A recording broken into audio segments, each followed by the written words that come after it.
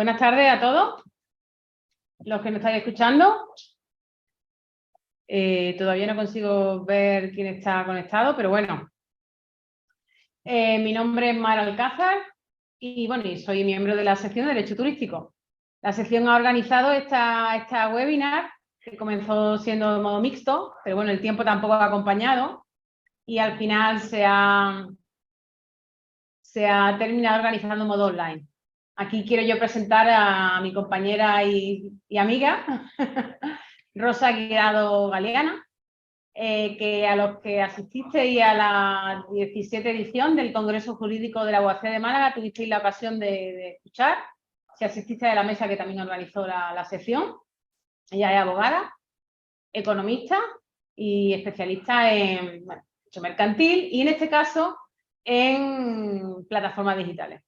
De hecho, la tenemos aquí porque nos encanta y la queremos mucho y porque va a venir a hablarnos nuevamente y de forma más extendida de las plataformas digitales, ya que en el caso de la mesa redonda que tuve la ocasión de moderar, pues desde el colegio se me dijo que, bueno, como éramos muchos, teníamos que hablar en tiempo, de forma ligera. Y ahora ya vamos a tener la ocasión de que Rosa pueda explayarse y nos ilumine con todo su conocimiento.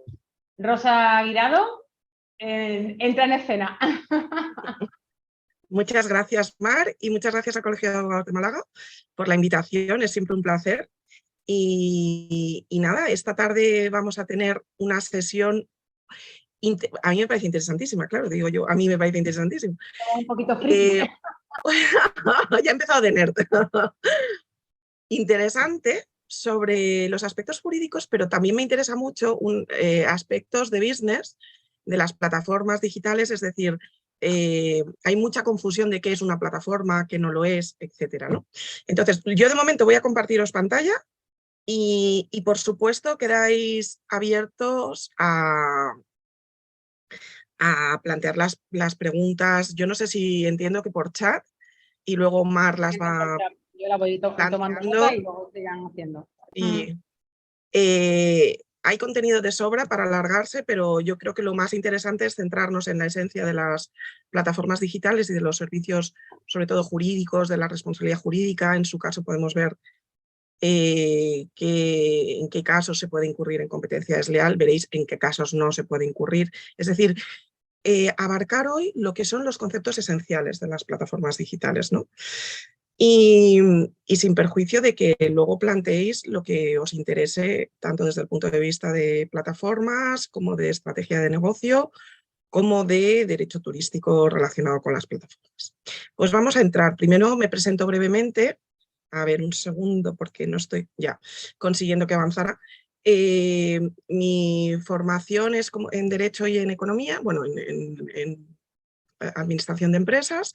Fundé en 2016, aunque en 2014 ya empecé a asesorar a BlaBlaCar ante la CNMC, ya fundé en 2016 Legal Sharing para el asesoramiento independiente en materia de plataformas colaborativas y digitales, que por entonces 2014 era pues bastante al inicio, ¿no?, de las plataformas digitales. De hecho, surgió, y esto me apetece contarlo porque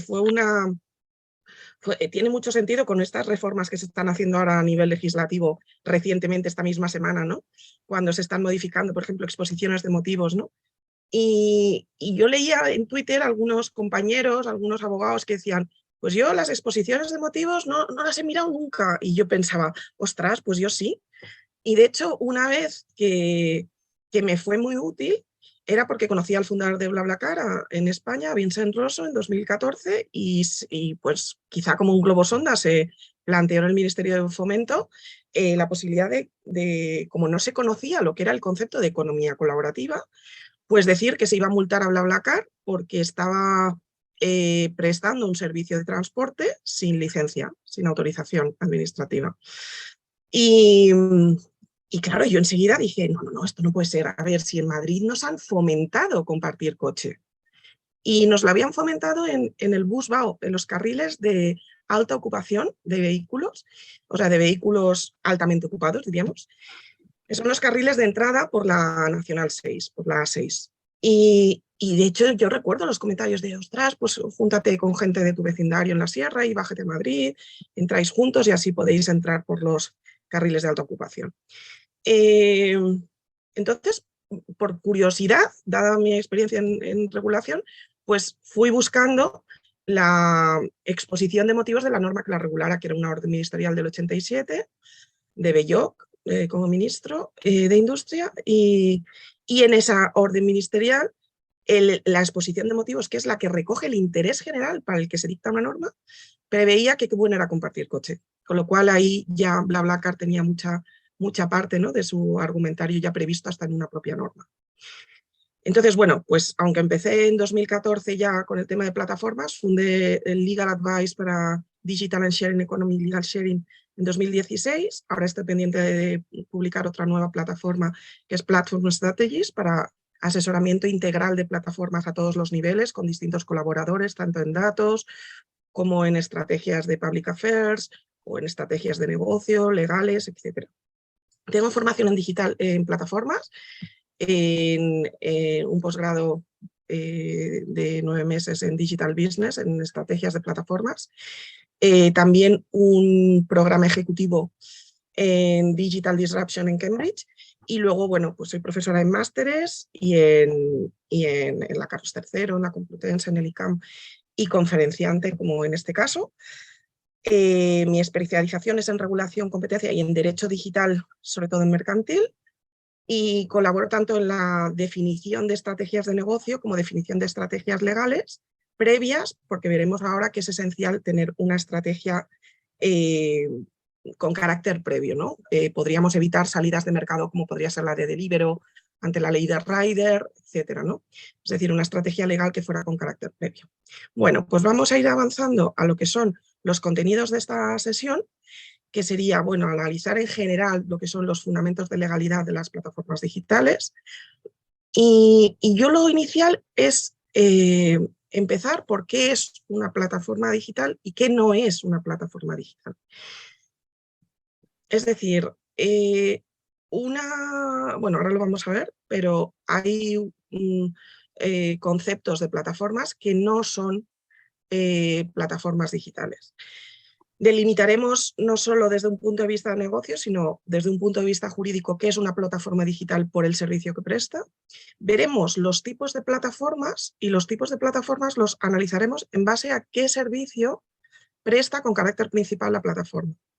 Y cada tipo de plataforma veremos la responsabilidad que tiene. Y todo esto, pues nos vamos a ir desarrollándolo a lo largo de la sesión de hoy. Yo como punto de partida he tomado la transformación digital. La transformación digital en una empresa supone un cambio de mentalidad y de hábitos hacia una continua digitalización en todas las áreas de la compañía para lograr objetivos de mejora continua en productos y servicios, en cadena de valor y en modelo de negocio.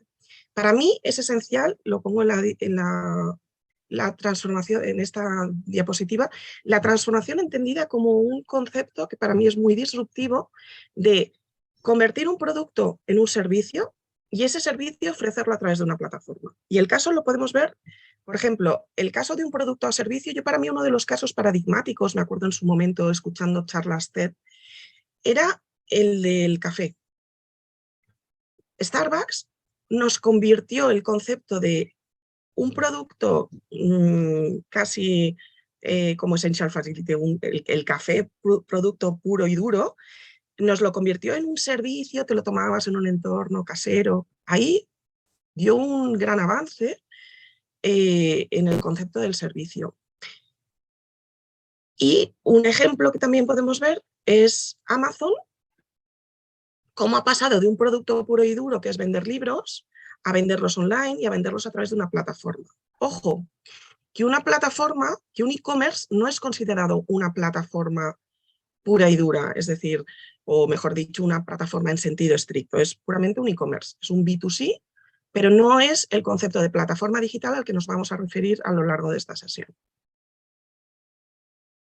Me interesa el concepto de Kaizen, que es un término japonés, y que se basa en 3 parámetros esenciales para la digitalización en una empresa. Son los procesos, las plataformas y las personas, porque hay un concepto que me interesa mucho y es en relación a las plataformas y a las personas, y no entramos aquí en toda la conceptualización de Kaizen, es en formar a las personas en el uso de las plataformas dentro de la organización. Y por eso me gusta mucho el ejemplo del Colegio de Abogados de Málaga, en el sentido de quereros formar y divulgar la legalidad de las plataformas digitales, ¿no?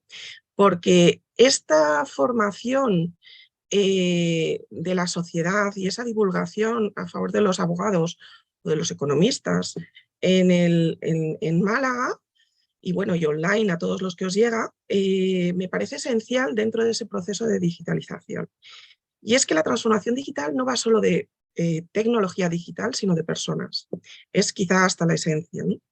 Entonces, ¿qué es el concepto de plataforma digital? Para mí hay, además de ese uno de los ejes de la transformación digital, para mí hay algo esencial y es que nos vamos a referir en el concepto, en el término plataformas digitales, a una plataforma, que lo veremos desde el punto de vista de business, que presta un servicio digital, que lo veremos desde el punto de vista legal. Entonces, ¿qué se entiende por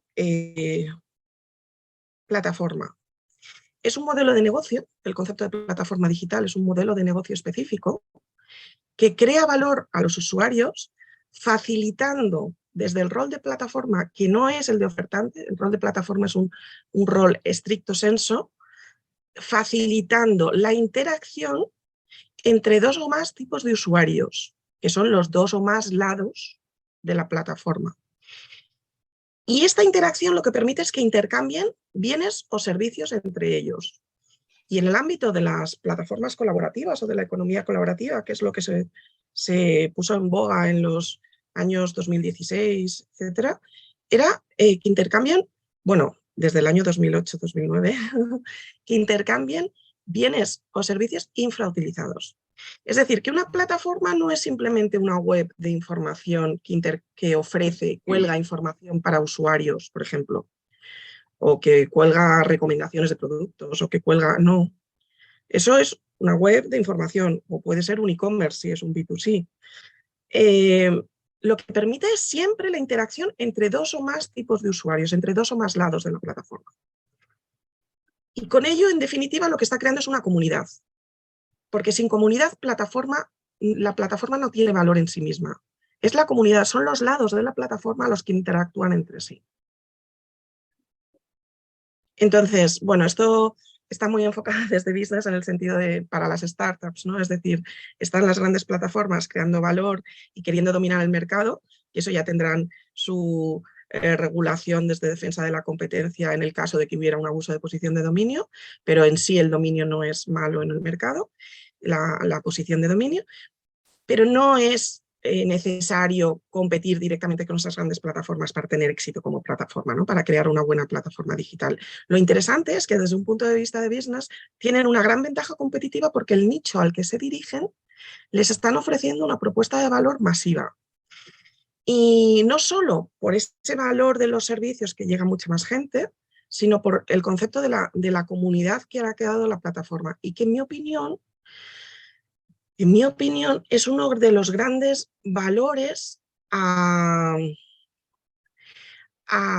desarrollar en el futuro. Creo que las comunidades de las plataformas están todavía pendientes de ser mucho más eje principal de la plataforma en sí misma. Esto lo veréis si alguien está conectado y es una empresa que se dedica a gestionar plataformas. En ese sentido tiene mucho interés esa comunidad de la plataforma. Entonces, realiza dos funciones claves, aunque están puestas en 3 puntos, es la interacción entre los usuarios para ese intercambio de bienes y servicios y aprovechar la comunidad para ofrecer un valor mejorado a todos dentro del ecosistema. Y aquí he puesto lo del ecosistema en otro color para acordarme, entre otras cosas, porque ya pasamos en un concepto de business, y sé que esto es muy de negocio, lo que estoy haciendo como un punto de partida, luego el resto de la sesión es legal, pero sí me interesa mucho hacer referencia a conceptos esenciales, como decíamos, porque la plataforma como modelo de negocio ya no está encuadrada dentro de una industria. Si yo ahora os pregunto, y te lo voy a preguntar a ti, Mar, para que sea Estoy interactivo. tomando nota, te estoy tomando nota. Te lo voy a preguntar a ti, Mar. Si yo te pregunto, marcas de relojes, así a bote pronto, dime un par de marcas de relojes, de reloj. Rolex, Claro, Cartier. sí, fenomenal. Así, de Pero es que lujo yo además. ya este año ya cumplo 50, o sea que no sé si la respuesta iba encaminada Sí, a sí, lo que está tú me muy bien, estabas está muy bien. preguntando. Está muy bien. Y si yo te digo ahora marcas de cámaras de foto, Pues una Nixon y Nikon, Mónica, con cada kilo. muy bien. Pues entonces, yo ahora lo que digo es, esos son los patrones que tenemos en base a las industrias tradicionales. Una cámara de fotos era Nikon, Canon, bueno, Leica, todas, ¿vale? Y sin embargo no se nos ha ocurrido citar un smartphone, que hoy son las que tienen las cámaras probablemente más potentes, sin perjuicio de las Rolex, iba a decir, perdón, de las Reflex. Los Sí, smartphones están ahora mismo dotados de cámaras totalmente. brutales, porque eso ya es un ecosistema. En el Claro. ecosistema ya el smartphone compite con las marcas de cámaras tradicionales. Ya nos hemos olvidado de la integración vertical de industria. Y cuando te he preguntado los relojes, tampoco me has dicho un smartwatch. No, Ya no me has dicho un iWatch o el no, equivalente. un Rolex o Claro. Y un quién Cartier. no, bueno, no digo quién no, pero que hay mucha gente que está llevando wearables de estos, que son los relojes que usamos. Yo estoy usando un reloj de estos para contar los pasos. Bueno, es decir, ya el concepto de industria vertical ha pasado muchísimo de moda y la plataforma como de modelo de negocio se integra en ese ecosistema. Por eso es tan esencial una comunidad. Y en ese ecosistema, y ya con esto termino toda la parte de negocio, es muy interesante, si estáis en empresas lo podréis observar, el que ya no es esencial ir a los conceptos de competencia tradicionales, ¿no? Sino que ahora en los ecosistemas interesa mucho tener también partnerships esenciales, alianzas estratégicas. No solo se habla de competencia, sino de competition, de cooperación, ¿no? Entre Claro. competidores. Es decir, AWS, Amazon puede competir con otra plataforma, por ejemplo, con Netflix en plataforma de streaming, pero a lo mejor Netflix, me lo estoy inventando porque desconozco, pero a lo mejor puede tener a un competidor de otro ámbito del mercado dentro de ese ecosistema como cliente dentro de AWS. Es decir, que un ecosistema es muchísimo más amplio, alojado en sus servidores, a eso me refiero. Es decir, un ecosistema Lo es que mucho más pasa, amplio. Rosa, es que yo veo la palabra ecosistema, ¿no? Te escucho y entonces Sí, de repente veo como una pecera en la que el pez grande se come al pez chico. Porque al final, si no pelea, al final se lo come. Entonces, al final, no, bueno, nosotros que somos investigadores, da detrás y dice, bueno, si es que al final todo esto es de Amazon o todo esto es de Musk, ¿no? O sea, al final es que tú que sabes de competencia, al final no habrá tanta competencia, sino casi un monopolio, ¿no? Porque los bueno, grandes se comerán a los chicos para evitar la competencia. bueno, lo que he partido, eso si quieres podemos entrar cuando entremos, cuando valoremos los distintos efectos o impactos, pero me parece muy buena pregunta y si quieres nos quedamos aquí No, o en no, esta no, diapositiva. No, porque me parece muy interesante, quizá incluso antes de dejar la parte de negocio y entrar en la parte legal, hacer referencia a que es esencial cuando hablamos de competir en un mercado la diferencia entre defensa de la competencia, que yo creo que lo comentamos en el Congreso de Málaga, defensa de la competencia y competencia desleal. Defensa de la competencia, eso es interés público. ¿Por qué? Porque que exista competencia y que no existan, lo que estás diciendo tú, abusos de posición dominante de los grandes a los pequeños, que exista esa competencia es esencial para quién, sobre todo para los beneficiados que son los ciudadanos. Es decir, ¿por qué? Porque una mayor competencia va a generar una mayor cantidad y calidad de la oferta y unos menores precios, en principio, con una teoría económica que funcione. ¿Qué ocurre? Que en defensa de la competencia pueden darse varias, sobre todo dos o tres conductas contrarias a la existencia de la competencia, que son acuerdos colusorios entre competidores, o son abusos de posición de dominio o una competencia desleal que afecta a todo el mercado. Esos abusos de posición de dominio no siempre son porque exista una posición de dominio, es decir, que una posición de dominio es válida. Y aquí yo añado que quizá es uno de los motivos por el que las autoridades de competencia les está costando tanto regular los abusos de posición de dominio dentro de los ámbitos de las plataformas digitales, y acaba precisamente de dictarse unas directrices para la definición de mercado relevante en plataformas digitales, etc. Y es esencial desde un punto de vista de la defensa de la competencia, no tanto que exista esa posición, sino que se abuse, ¿no? La plataforma, como parte esencial, tiene efectos de red. ¿Qué significa? Que si no pueden existir, ahora Facebook está de moda, digamos, ¿vale? No es la plataforma que está más en uso.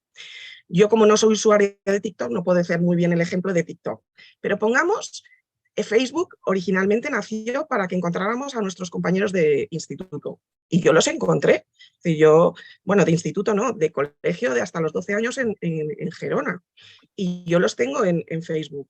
Si existieran 500 Facebooks como pura competencia, o pongamos 20, ¿dónde encuentras tú a tus compañeros? ¿Y por qué unos están en uno y no en el otro y en el otro en el uno? Entonces, los efectos de red son esencia del modelo de negocio de la plataforma. Y esto ya no lo he puesto pues por no extenderme, ¿no? Porque disfrutaría tanto hablando de negocio como de legal. Pero el efecto de red es parte esencial de la definición de una plataforma. Con lo cual, si tú eres, por ejemplo, de usuario de Airbnb, pongamos el ejemplo de turístico, y tú eres un host, tienes una casa, ya sea en propiedad o en alquiler, y la puedes arrendar y la puedes poner en Airbnb,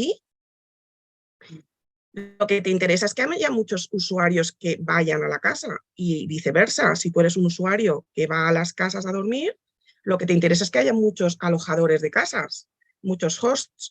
Es decir, que ese efecto de red, en este caso directo, es que haya usuarios en un lado de la oferta, interesa tanto a los del otro lado y viceversa. Eso es esencial en la plataforma, quiero decir, es la forma de funcionamiento. Luego están efectos de red cruzados, por ejemplo, los de Facebook, es decir, que haya gente, las empresas que se benefician de la publicidad, también les interesa que haya muchos usuarios colgando contenido en Facebook, porque así muchos más ven sus anuncios. Hay varios tipos de efectos de red, y la consecuencia general de un efecto de red es que las plataformas van a ser per se mucho más grandes, con lo cual, yendo a tu referencia, siempre van a ser plataformas muy grandes. Pero insisto, la posición de dominio en defensa de la competencia no es mala per se, no es contraria a la existencia de competencia. Lo que tienen es que hacer de no abusar de esa competencia, ¿vale? Y la diferencia entre existencia de la competencia y luego competencia desleal. Competencia desleal ya no es de orden público, es una vez ya existe competencia en el mercado y se dice, venga, va, que exista competencia en el mercado. Es que esta no sea desleal. Es decir, que tú y yo, si somos abogadas, no compitamos dándonos codazos y metiéndonos el dedo en el ojo. Por ejemplo, un ejemplo de competencia desleal, aunque no sea turístico, no sé si os acordaréis, porque a lo mejor los oyentes sois muchísimo más jóvenes, pero a mí me llamó muchísimo la atención, y a lo mejor tú te acuerdas, del ejemplo de Don Simón, el zumo que dijo que ellos no eran como Minute Maid, que era zumo de fruta concentrado, ellos eran zumo de fruta recién exprimido. Yo no sé si te acuerdas de esa publicidad comparativa. Sí, si esa publicidad era desleal, era engañosa, habría sido competencia desleal, porque estoy compitiendo metiéndote el dedo en el ojo y y mostrando una falsedad en el mercado. Entonces, es cierto que, las plataformas digitales son grandes y van a competir siempre con plataformas grandes. Aún así se puede sobrevivir. 2, el efecto regulatorio de esto es que Bruselas ya ha regulado y está regulando todo lo que es la protección de las plataformas o de las empresas que contratan y y están en relación con las grandes plataformas. Es decir, que Amazon no puede ser abusiva con sus proveedores, los proveedores de su plataforma. ¿Vale? Y desde el punto de competencia desleal, veremos que son las grandes denuncias que se hacen a las plataformas porque son hechas desde los competidores, aunque mi experiencia es que competencia desleal no se suele estimar en los tribunales demasiado, y dos, que el Tribunal Supremo dice una frase que aquí me maravilla, bueno, porque me suele maravillar casi todo, pero que me maravilla, y es que la competencia duele, la competencia molesta, pero no por eso es desleal. Es decir, a los taxis les molesta la competencia a las VTCs, pero si tienen una licencia de VTC, es leal. Es leal y legal, ¿vale? Entonces, la competencia molesta, pero no por eso es desleal. Y bueno, y con eso, si quieres, ya entramos en la parte legal, que ya hemos ido entrando desde el punto de vista de la existencia de competencia. Perdón, que me estoy yendo para atrás, yo decía, esto lo hemos visto. Y exacto, y los modelos de negocio que se pueden dar en economía de plataformas es un peer-to-peer, es decir, que la plataforma solo presta un servicio electrónico. Todo esto es lo que vamos a ver en esta sesión, pero lo importante es que los modelos de negocio se basan en un peer-to-peer, es decir, particular a particular, en el sentido de que la prestación del servicio se presta del servicio subyacente físico, es decir, alojamiento, transporte, comida, etcétera, se presta de particular a particular. Si yo os invito a un Airbnb Experience de cenar en mi casa, presto yo el servicio y vosotros lo consumís. Luego veremos la responsabilidad jurídica, es decir, si yo con mala suerte os intoxico, ¿qué responsabilidad tengo yo y qué responsabilidad tiene Airbnb? Si es que la tiene. Luego tenemos otro modelo de negocio, es decir, el anterior es el puramente llamado colaborativo, lo vamos a ver. El B2C ya es que interviene una empresa de forma que se entiende que es la empresa la que presta el servicio al usuario. Por ejemplo, Uber, y veremos por qué. Si presta el servicio al usuario, veremos que la responsabilidad jurídica es distinta. Y luego también puede darse otro modelo de negocio que es un business to business, es decir, como un peer-to-peer, pero de negocio a negocio. En esta sesión nos vamos a centrar en los dos primeros, en aprender a diferenciarnos y en aprender a ver la diferencia esencial a efectos de responsabilidad jurídica.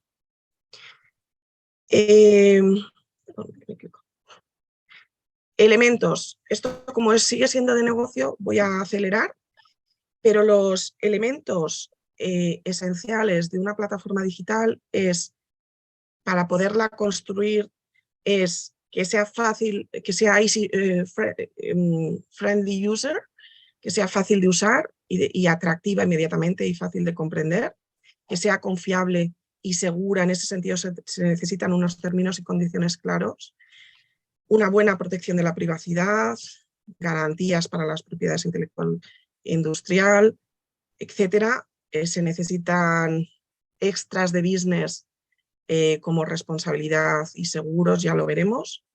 Y aquí un pequeño banderín, bueno, un gran banderín, un gran banderín jurídico. No se copian los términos y condiciones de las plataformas digitales, ni las condiciones de privacidad. ¿Por qué?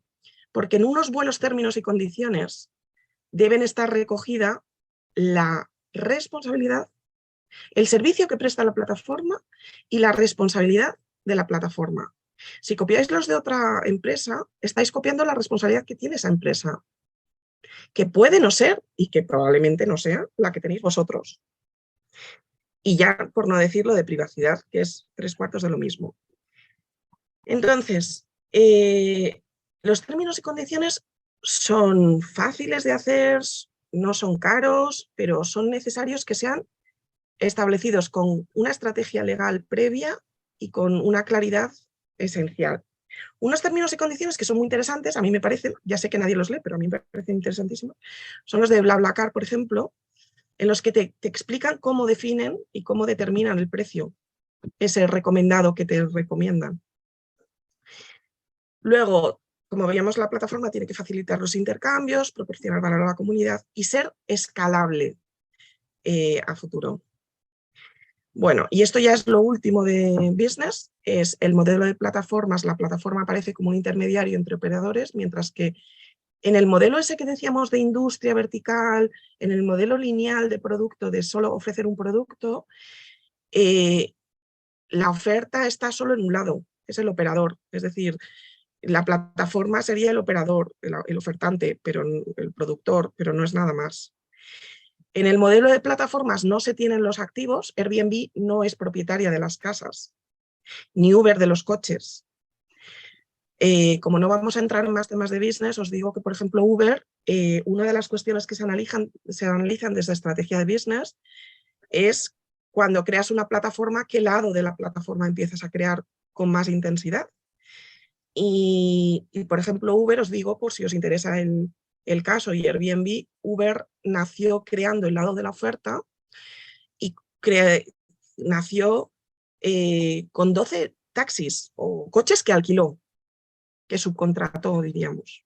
Quiero decir, bueno, no subcontrató, quiero decir, los alquiló porque ellos, su modelo de negocio no es tener en propiedad los bienes. Y Airbnb todos sabemos que nació porque 3 compañeros de piso alquilaron su piso a raíz de unas jornadas y unos congresos que estaban en San Francisco en esa fecha, y estaba toda la ciudad.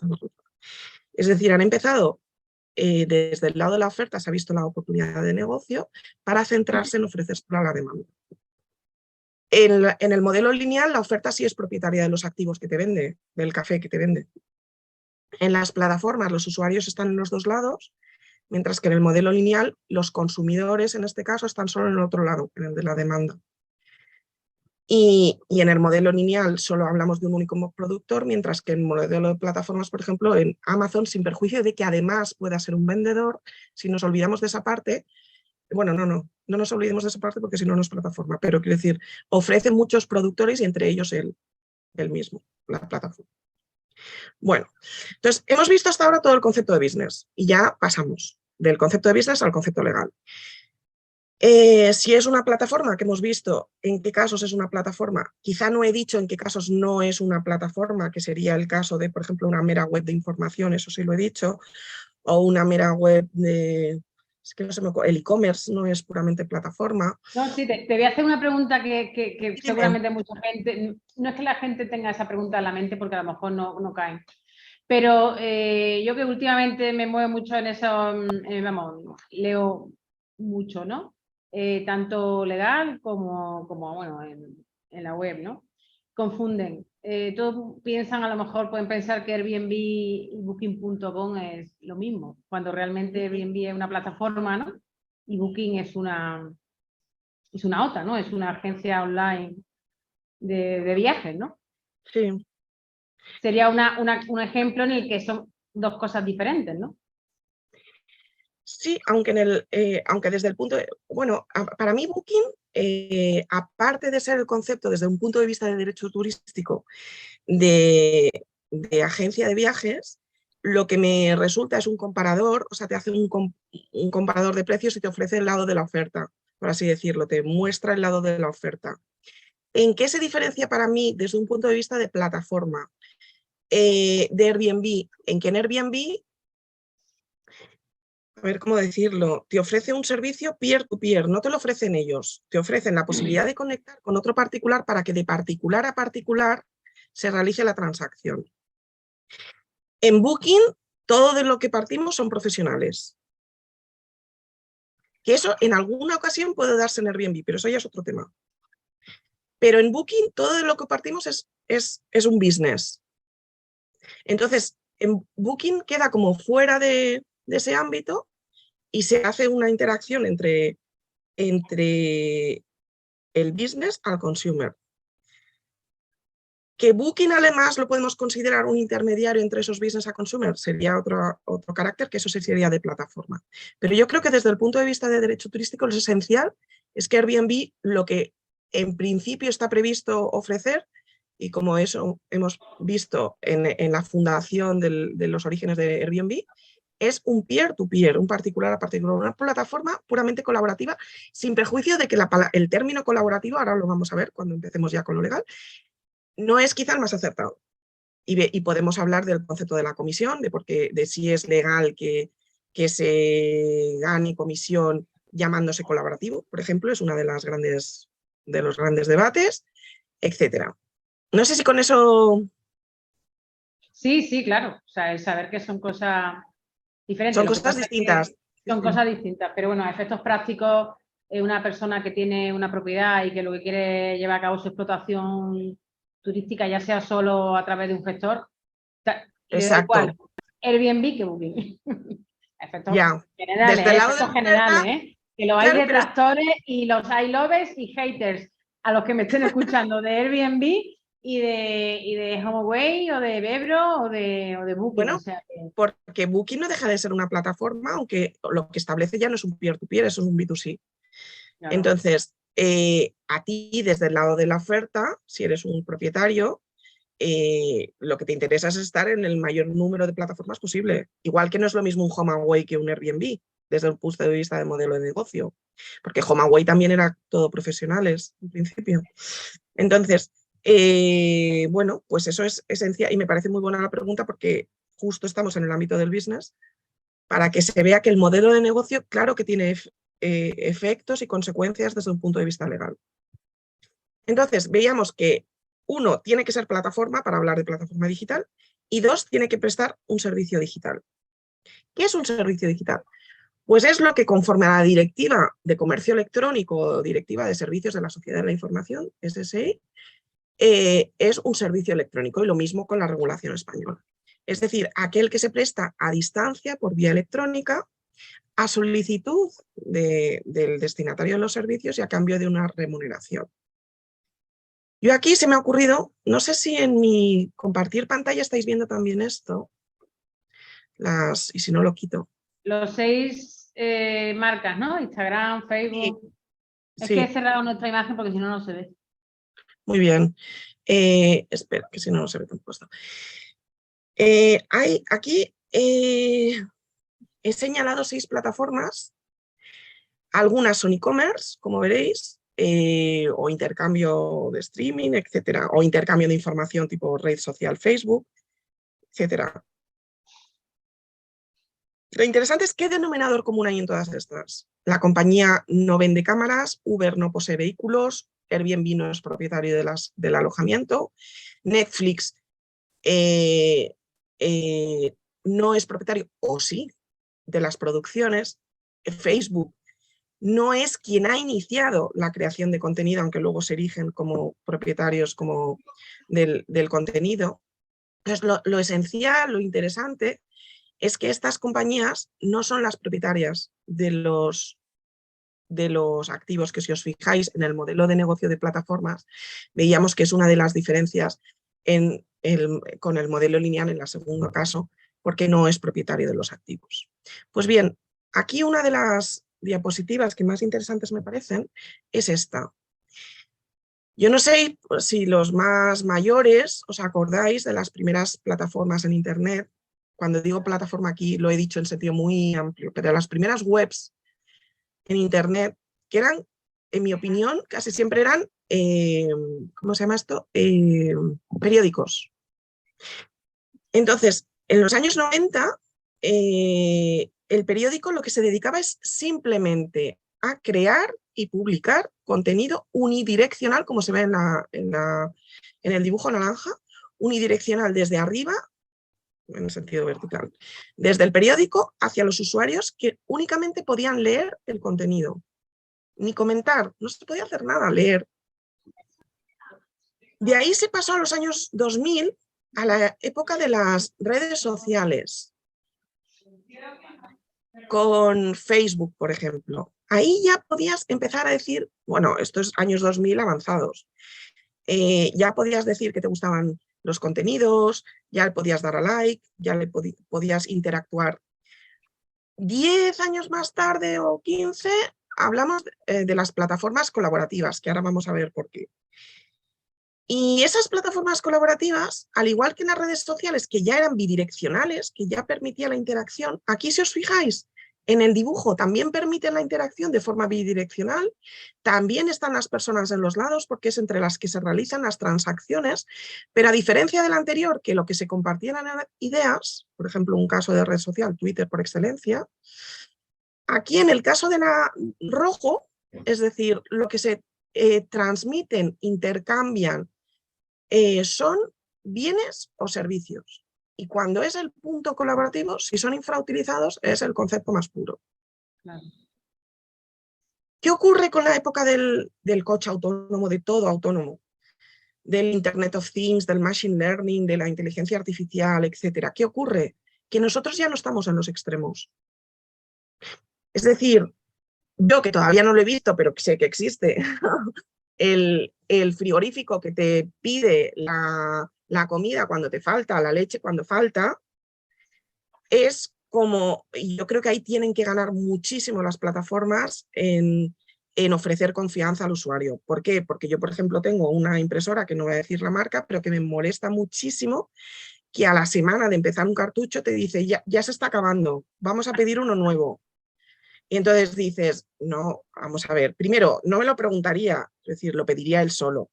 Y segundo, no vale, eso es hacer trampas. Entonces, o mejoran mucho la confianza que ofrecen al usuario o no se va a desarrollar esta época autónoma. Pero lo interesante es que ya es la funcionalidad ya de esa bidireccionalidad, ya no es entre personas, es entre objetos. Y eso para mí es ya otro, es un paso cualitativo, es una disrupción en ese sentido. No soy de dar grandes definiciones, pero esta es una definición larga. Son 2 páginas de definición, pero es una definición que he ido consolidando con el tiempo y que a mí me parece muy útil tenerla. Para mí, economía colaborativa, en sentido estricto, son aquellos sistemas de producción y consumo de bienes y servicios nuevos que surgen a principios del XXI por 4 causas fundamentales del siglo XXI, sobre todo a partir de 2008. Y ahora cuando lo veamos, voy a hacer un comparativo con blockchain. Surgen por 4 causas fundamentales. La crisis económica mundial, que lleva a nuevas formas de trabajo, a tener que complementar la economía doméstica. Es decir, y ahí vemos la colaborativa pura, es decir, si me sobra una habitación en casa que la tengo infrautilizada y necesito complementar mi economía, dada la crisis que existe a nivel económico, voy a complementar mi economía doméstica como alquilando esa habitación. Hasta que te llega el regulador autonómico y te dicen, no, estancias sueltas no. Y dices, ¿por qué? Y ahora veremos, y luego si quieres podemos tener ese debate, Sí, que es que venga interesantísimo. el debate de las habitaciones y las viviendas turísticas, que venga el ayuntamiento a decirte que no puede hacer nada. Que no, dice, no puedes alquilar la estancia suelta y dices, ¿por qué? Pero no me dice la Directiva de Servicios de la Unión Europea del año 2006, que se aplicó con la Ley Ómnibus en 2009 en España, que puedo prestar libremente cualquier tipo de servicio y que no puede estar restringido por una autorización previa y que puedo prestarlo libremente, porque igual que un holandés lo presta libremente en Holanda, pues si viene aquí a nivel europeo lo debe poder prestar también libremente. Pues luego entramos en ese debate. Si nos pueden restringir las autoridades me refiero a los reguladores, es decir, el poder ejecutivo, nuestra capacidad de libre prestación de servicios. Pues bien, pues esas causas fundamentales son, además de la crisis económica mundial, el que tenemos tecnología en la mano. Y en la mano tenemos 3 tecnologías distintas. El smartphone, con internet y con GPS. Sin eso no podríamos, ahora veremos, por ejemplo, solicitar un Uber, una VTC, etcétera. Luego, otro ejemplo que suelo yo poner es si te vas solo a, por ejemplo, San Francisco, porque no sé, me parece una ciudad muy apetecible, puedes tener la opción de irte a un hotel o de irte a un Airbnb, salvo que la autoridad competente para regular eso te diga, no, prohibido el Airbnb. ¿Por qué? Porque estamos en una zona histórica. Eso es interesante también que podemos tener ese debate. Pero si lo haces, y yo soy partidaria de que exista esa libertad de escoger por parte de la demanda, una de las razones de esas causas fundamentales de la existencia de la economía colaborativa es que es la posibilidad de tener nuevas experiencias sociales. Y luego están las causas medioambientales. había un anuncio que me parecía interesantísimo de coche en el que se veía una chica diciendo, me acabo de comprar un coche nuevo, mira, ese se queda por ahí. El compartir coche como un modo de sostenibilidad, de evitar más emisiones, de que otro tenga que comprarse otro coche, el de compartir el coche. Entonces, estos modelos de sistemas de producción y consumo sirven para intercambiar y compartir bienes y servicios de bienes infrautilizados respecto de los cuales facilitan el acceso. Ya no se intercambia la propiedad, ya no le estás diciendo al tío, te vendo el coche, no le estás diciendo, te lo cedo las horas que yo no lo uso, a cambio de una remuneración. Y tiene un impacto positivo en esa existencia de competencia que decíamos, en esa defensa de la competencia. Por un lado, porque se aumenta la capacidad de elección de la demanda y por lo tanto la variedad y calidad de la oferta y con ello supone un menor precio. También por el efecto de red que decíamos anteriormente, porque llega a más cantidad de usuarios. Y segundo, porque disminuyen dos conceptos, los costes de transacción y las asimetrías de información. ¿Qué es un coste de transacción?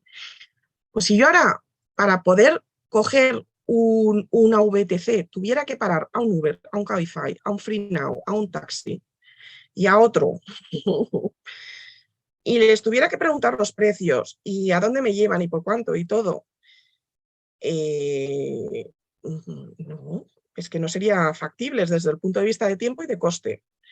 En un segundo no, pero en 10 segundos yo soy precio sensible en este momento, con lo cual, si yo quiero ver qué VTC me sale más barata, es que pongo destino, que si ya lo tengo fijado, es facilísimo, pongo destino en 3 aplicaciones, me sale más barato y digo, pues cojo este mismo para este momento. Entonces, disminuye el coste de realizar una transacción. Eso desde el punto de vista de competencia es muy útil.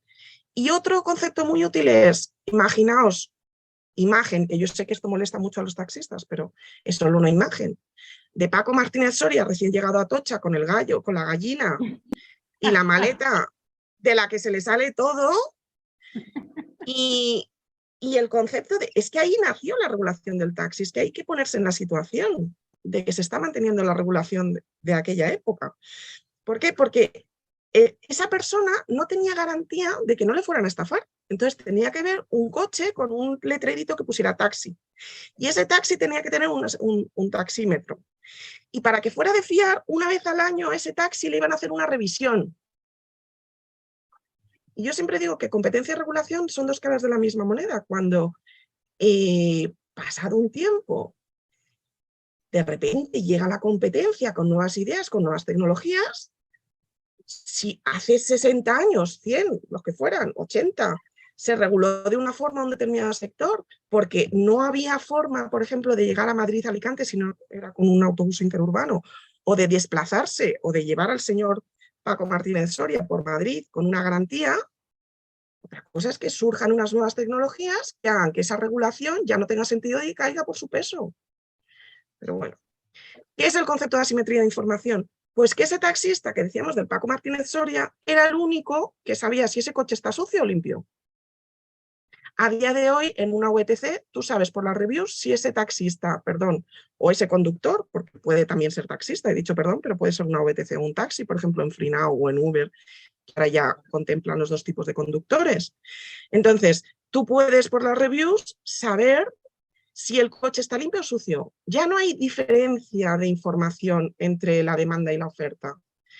Ya si está sucio, ya te lo suelen haber dicho otros conductores, o por ejemplo en TripAdvisor o en el tema de turístico, etcétera. Ya tienes reviews en las que tienes información de esa calidad en el servicio que ya no es asimétrica. Y luego lo último, que yo lo digo lo último, pero que para mí es esencial y por eso lo subrayo, porque ya no sabía qué ponerlo, si hubiera sido posible en fosforito, y es que toda esta prestación de servicios en la economía colaborativa puede realizarse con o sin ánimo de lucro, dicho por la Comisión Europea en sus directrices de economía colaborativa de 2 de junio de 2016. Es decir, que el hecho de que Airbnb gane un 15%, no sé cuánto gana de comisión, gane un X% de comisión y que desde un punto de vista de estrategia se pueden establecer los fees tanto al lado de la demanda, de la oferta, etcétera. Hay muchísima variedad de estrategias. Pero que BlaBlaCar establezca una comisión, que Uber establezca una comisión, que HomeAway establezca una comisión, que Booking, que hemos dicho que sería otro caso distinto, establezca una comisión, no es contrario a la economía colaborativa, que veremos que muy pocas de las que he citado son plataformas colaborativas. Pero lo esencial es que si es con ánimo de lucro, no pasa nada, es perfectamente legal. Lo digo porque está el ejemplo típico de teleentrada. Yo no sé si el teleentrada existe, no existe, ahora se llama entrada ticket, no lo sé, 24, yo qué sé, porque no los uso ahora.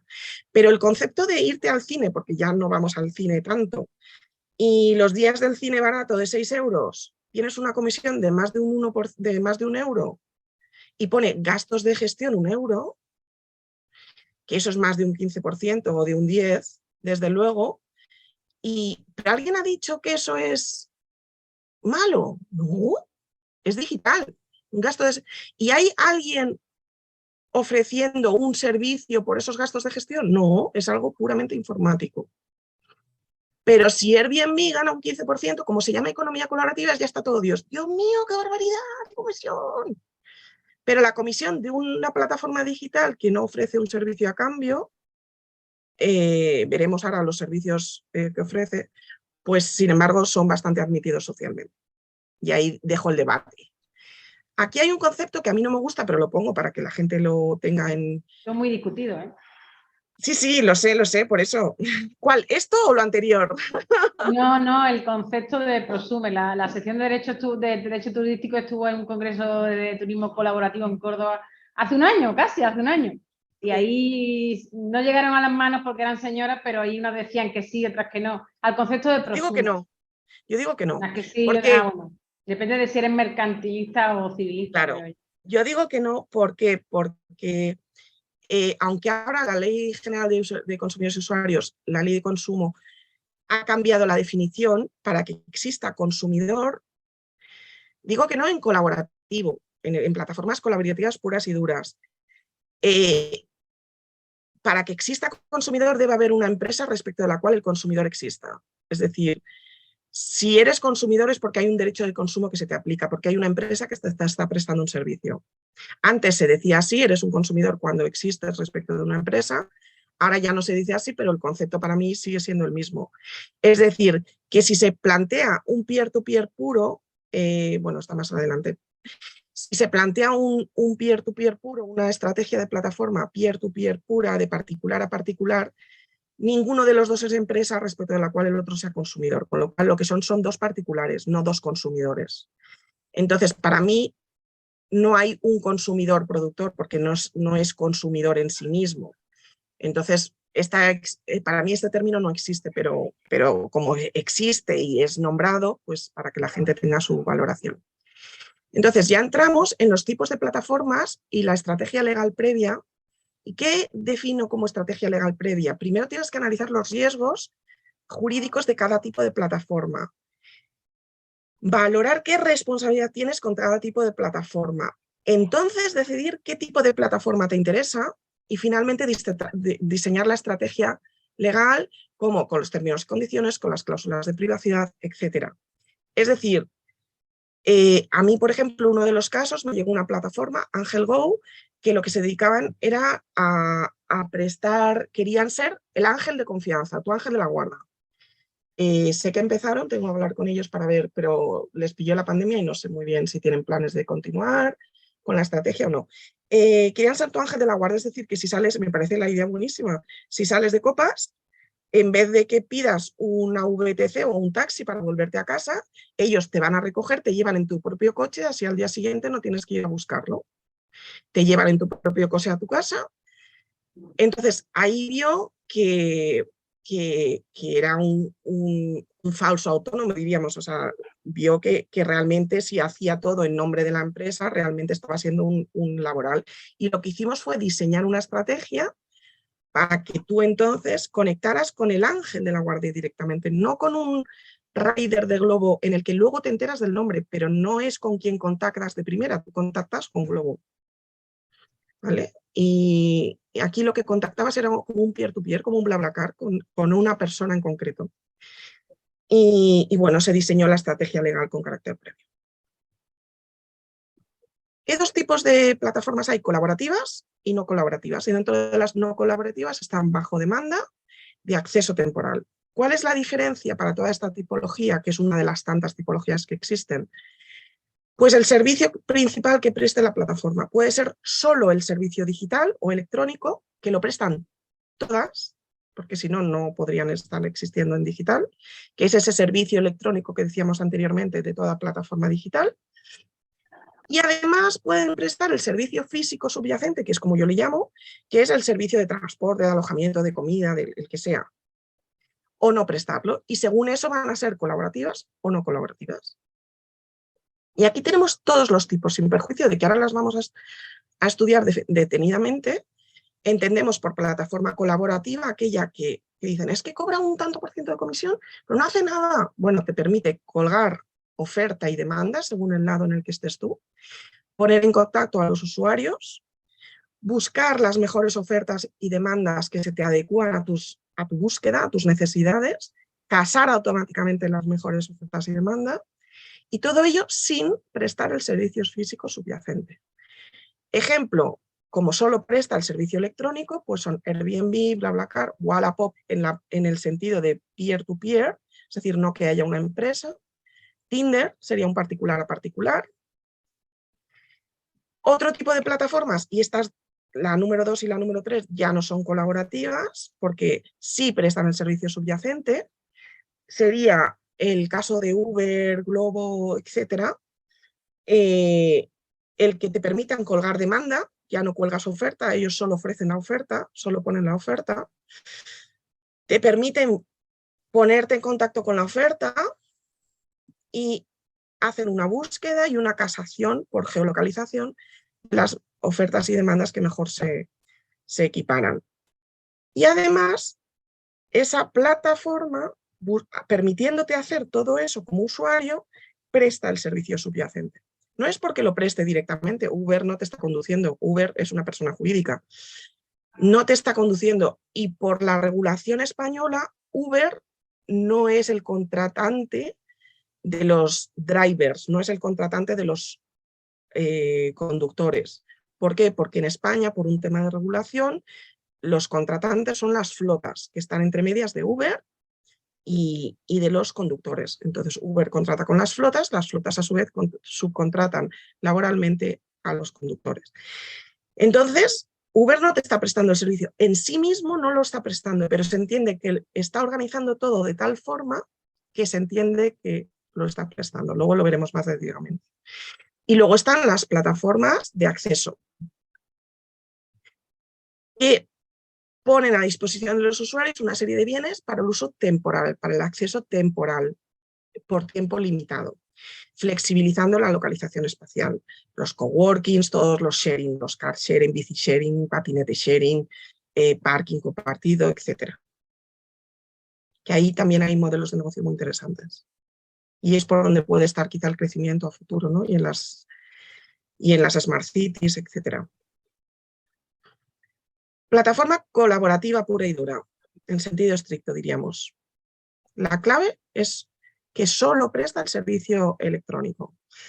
Entonces, ¿cuál es el servicio electrónico? El azul. La plataforma nos ofrece un contrato a través de esos términos y condiciones que es esencial no copiar, porque es esencial que estén bien redactados, igual que los términos de privacidad y demás. Nos ofrece un contrato en el que aceptamos que nos preste un servicio digital. ¿Cuál es el servicio físico subyacente? Pues en el caso de BlaBlaCar, el alojamiento. Esta chica, digamos que tiene una casa y la pone a disposición de una serie de usuarios. O en el caso de BlaBlaCar, esta chica tiene un coche y propone compartir viaje con estos otros usuarios. Hasta ahí sería servicio electrónico, servicio físico subyacente. Sin embargo, he añadido ese punto 2 de servicios accesorios. ¿Por qué? Porque la Comisión Europea en esas directrices, en esas guidelines de 2 de junio de 2016, señaló que las plataformas podían prestar una serie de servicios accesorios. Y esos servicios accesorios no permiten valorar la naturaleza jurídica de la relación subyacente de otro modo. No permiten equiparar la relación subyacente, o sea, esa prestación de servicios accesorios al hecho de decir, pues entonces estás prestando el servicio físico. No. ¿Qué servicios accesorios son posibles de prestar sin que se entienda que prestas el servicio físico subyacente? Por ejemplo, pasarela de pago segura. Es que sin una pasarela de pago segura no hay confianza en el entorno de la plataforma. Las reviews, que ese es un tema también a debatir, hasta qué punto son valorables, son fiables o no lo son. Pero te ofrecen un servicio de reviews para que no haya esa asimetría de la información de si está limpio el coche o no. De que, para que tú sepas si el conductor es un bla, un bla bla, un bla bla bla, y sepas si tiene buena conversación o no. Y luego el tercer concepto para mí esencial es el del seguro. Es decir, en la relación jurídica roja, en la relación jurídica subyacente, ¿la plataforma es parte? No, ella está arriba, ella está en la relación azul. Entonces, ¿tiene responsabilidad alguna si yo en un Airbnb Experience, yo la chica de la izquierda, te ofrezco un Airbnb Experience, vienes a mi casa y te intoxico sin querer? Si es queriendo ya es otra cosa. Pero sin querer yo os intoxico. ¿Tiene Airbnb como plataforma que presta el servicio electrónico porque tú eres un usuario de Airbnb? ¿Tiene Airbnb la obligación de responder de esa intoxicación? No, no la tiene. Y en concreto, Airbnb ofrece seguros de muchas cosas, pero ninguna plataforma ofrece un servicio de salud, un seguro de salud, perdón. ¿Por qué? Yo no sé si por el origen americano de todas estas plataformas y de estos terms y condiciones, o sea, de estos términos y condiciones, pero un seguro de salud puede ser infinito. Entonces, si yo os intoxico, luego tú que no vayas a decir y alegar que es que luego tuviste un fallo orgánico porque derivaba de esa... Entonces, salud no está asegurada nunca. Pero BlaBlaCar... Perdona, Rosa, pero no está asegurado. Lo que pasa es que yo, por ejemplo, de hace unos cuantos meses asistí a un evento en el que ya están por lo menos...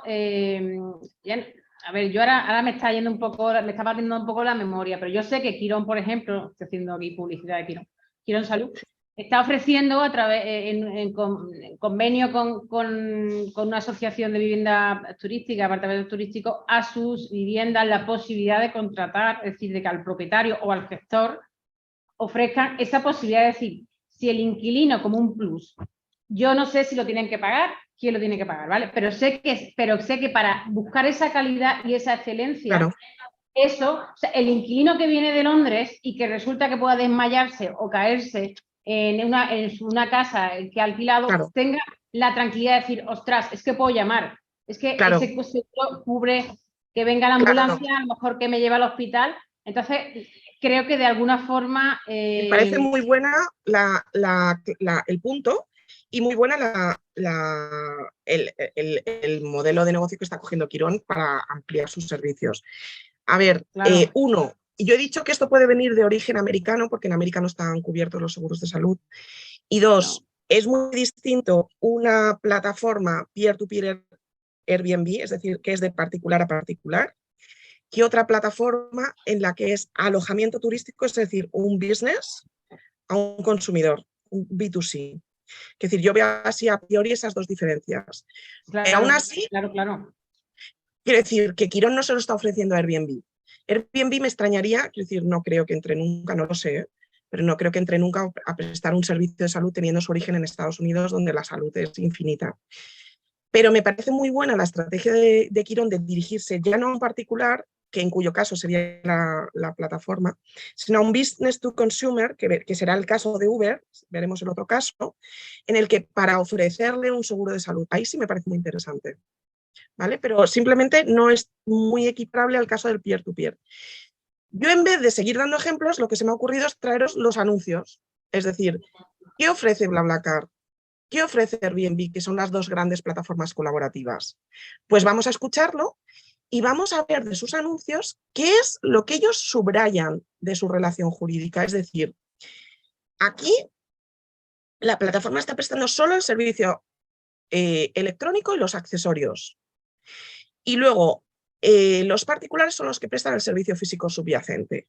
Como esto es algo tan extraordinario que sea un particular a otro particular, porque no se da ni en Uber, ni en Glovo, ni en los coworkings, ni en nada, ni en los sharings, ni en nada, veremos que su marketing va a estar centrado en dar publicidad de que es de particular a particular. Y veremos a ver si hacen referencia a algún seguro. También os propongo, como vamos a ver 2 anuncios, que os fijéis cuántas veces aparece el logo de la plataforma, sobre todo en el caso de Airbnb. Venga, vamos a ello. Venga, ánimo, vamos.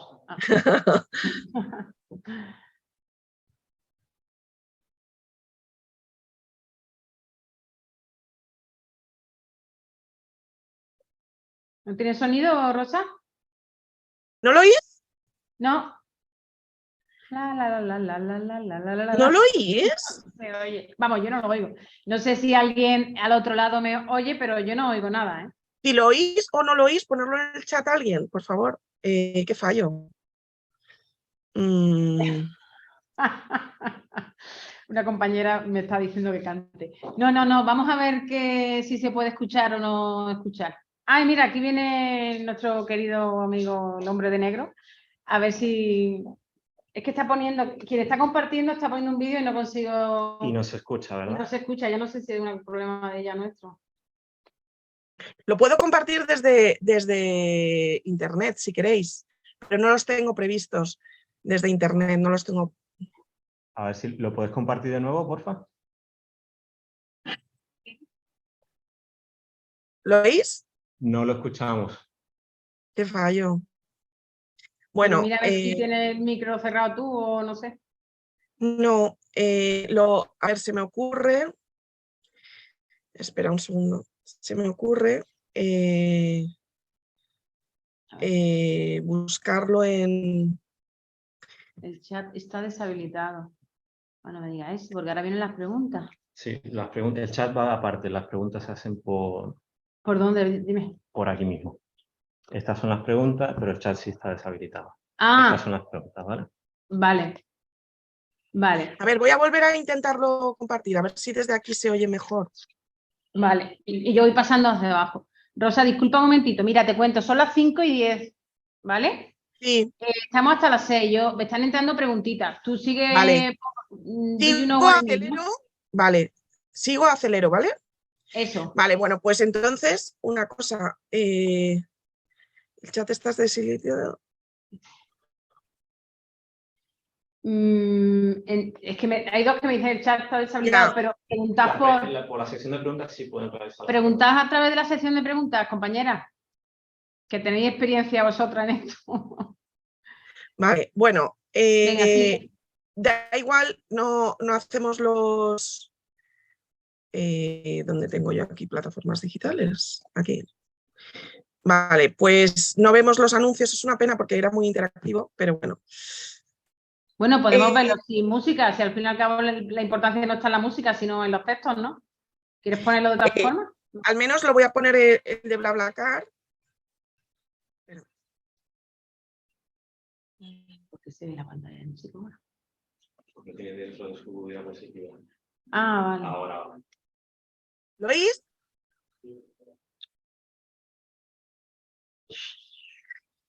Puedo inventar el sonido.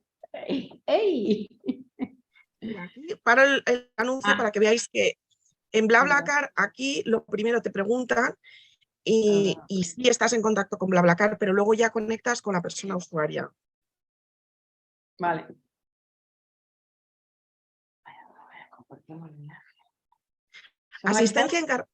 Asistencia en carretera y garantía de llegada a destino. Es decir, te ofrecen un seguro que con es... AXA, ¿no?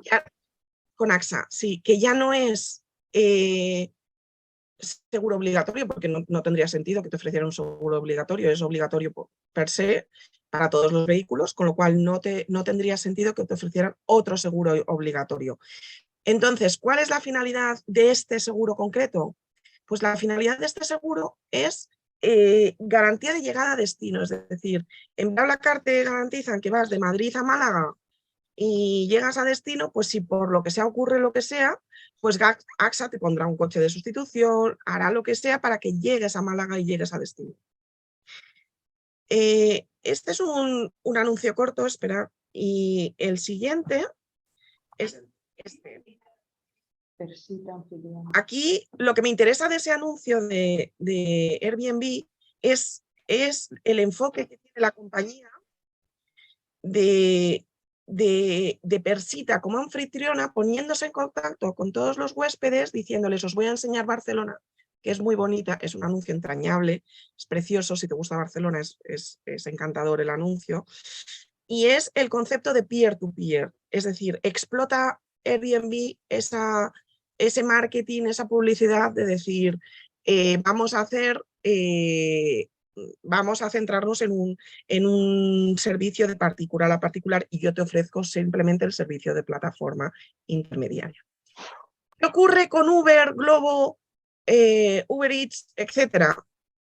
Que son plataformas no colaborativas en ese sentido, sino bajo demanda o gig economy, que es un business to consumer, que serían las que son de tanto directamente un business to consumer como las que organizan todo el sarao, ¿no? Un poco lo de los apartamentos turísticos, si es alojamiento turístico, lo que comentábamos antes, ¿no? O un booking, o etcétera, estaríamos más en un modelo de business to consumer. ¿Qué ocurre? Que prestan el servicio azul, porque eso lo presta toda la plataforma, el servicio electrónico. Presta.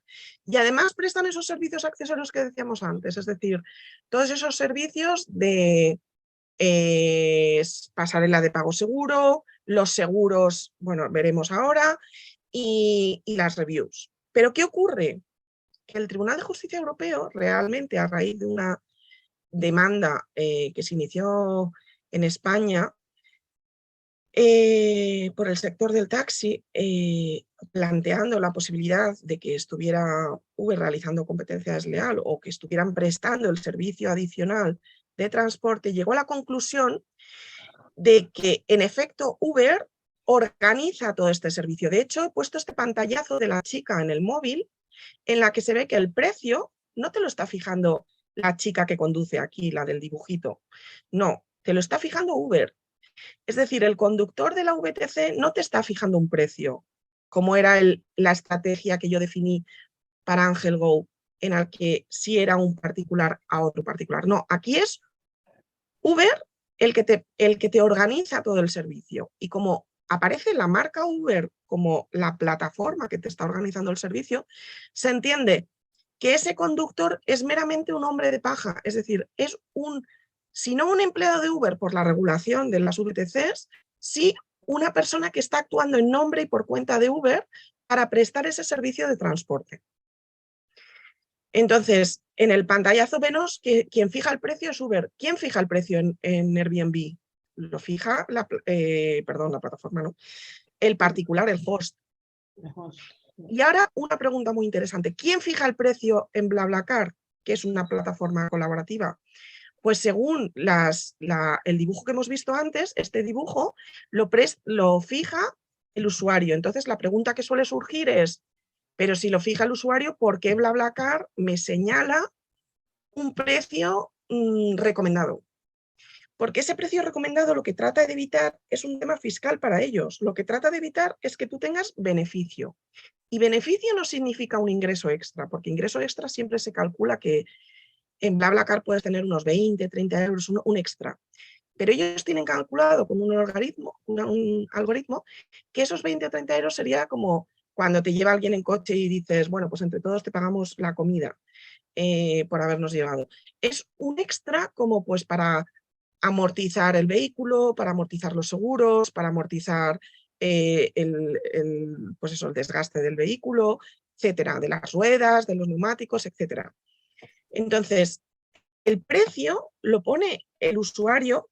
¿Por qué? Porque si traspasas lo que ellos han considerado un precio recomendado en un porcentaje que ellos tienen calculado y entienden que puedes obtener beneficio y que entonces ellos te tendrían que estar reteniendo, te excluyen de la oferta, ¿vale? Es decir, que ellos lo tienen previsto por sus propios motivos y por eso establecen un precio recomendado para que no tengas beneficio y porque, como veremos si es que lo llegamos a ver en esta sesión o en otra, la Ley de Ordenación de Transporte Terrestre te prevé que no se puede realizar un transporte privado bajo una remuneración económica, es decir, no puede haber beneficio. Y eso, como está regulado, les interesa a ellos tenerlo muy claro en ese algoritmo. Por eso ese precio recomendado. Eso no existe, sin embargo, en estos peer-to-peer de Airbnb en el ámbito del alojamiento. Pero que estamos en el ámbito del business to consumer, en el que Uber sí está organizando todo el servicio y por tanto es el que presta y el que establece el precio. ¿Y por qué lo establece? Porque en definitiva es una forma de tener ese control de todo el servicio, ¿no? ¿Y cuándo se entiende que existe ese control o influencia sobre el realmente prestador físico del servicio? Pues la Comisión Europea, en esas directrices de 2 de junio de 2016 sobre economía colaborativa, establecieron que hay una presunción de que se establece ese control o influencia significativa cuando se fija el precio, se fijan las condiciones contractuales esenciales, es decir, por ejemplo, veis siempre que el modelo, no el modelo, sino el color de coche, el estilo de vestimenta, etcétera, son muy similares. Sin embargo, como decíamos antes, al tratarse de plataformas digitales, la propiedad de los activos no la suelen tener. De hecho, es un caso por el que los de Glovo a veces, o ese tipo de plataformas de delivery, exigen que los repartidores vayan con sus propios medios de transporte. Pero lo esencial es que si establecen uno de estos supuestos, estamos en uno de estos supuestos de fijación de precio, de fijación de condiciones contractuales esenciales, o propiedad de los activos, o uno de los adicionales como es asumir el coste, el riesgo, o que haya una relación laboral, evidentemente se entiende que hay un control o influencia significativo. Y por eso se entiende que está prestando el servicio de plataforma. El de Glovo pues es un anuncio muy divertido, porque es divertido. Hay que ver mucho la diferencia entre los anuncios de Glovo iniciales, en los que te explicaban cómo funcionaba la plataforma y era un rollo, y los anuncios actuales que son divertidos, frescos, en los que ya no tienen que hacer como ahora todos los sharing, que ahora los sharing están en el inicio de sus actividades y para un car sharing o un bici sharing te enseñan, o un moto sharing te enseñan cómo tienes que poner la llave para poder acceder. El anuncio de Glovo es muy divertido. Y luego... Rosa, ¿me oye? Sí. Ah, vale. Mira, por el tema de la hora, es que estoy viendo, como te pedí tu presentación, estoy viendo que hay un apartado más adelante al siguiente, al que estaba dando, que es plataforma digital, impacto regulatorio y barrera a la competencia, alojamiento. Sí. ¿Qué te parece si nos adentramos en ese, bueno, salvo que tú veas que lo que hay en medio afecta a... En medio tengo que citar la responsabilidad jurídica, que es muy sencilla, sí. y luego voy al tema de los alojamientos, y ya con eso terminamos. Vale. El tipo de plataforma, hemos visto los tipos de plataformas según el servicio. He pasado en último lugar las plataformas de acceso, que son pues esas que ya he comentado, los coworkings, etcétera, o del invitar a alguien a casa a comer. ¿Y qué responsabilidad jurídica hay? Pues como abogados sabemos que si tú prestas un servicio, tú asumes la responsabilidad sobre el servicio que prestas. Es decir, en el caso colaborativo, que la plataforma solo presta el servicio digital, pues solo respondes del servicio digital. Me ha parecido ver una referencia a la responsabilidad de Airbnb. Yo recuerdo un caso en el que una señora de Barcelona decía que ella era titular, propietaria de un inmueble, pero que su inquilina lo estaba realquilando a través de Airbnb y que ella no le dejaba, y que Airbnb, que tenía que dirigirse en juez, es decir, ella le llevaba la escritura y que fuera a resolver Airbnb la cuestión, a dilucidar la cuestión de si quién era propietaria, y que entonces le quitara la posibilidad de alquilar a la inquilina de ella. Airbnb no tenía ninguna responsabilidad de dirigirse como juez.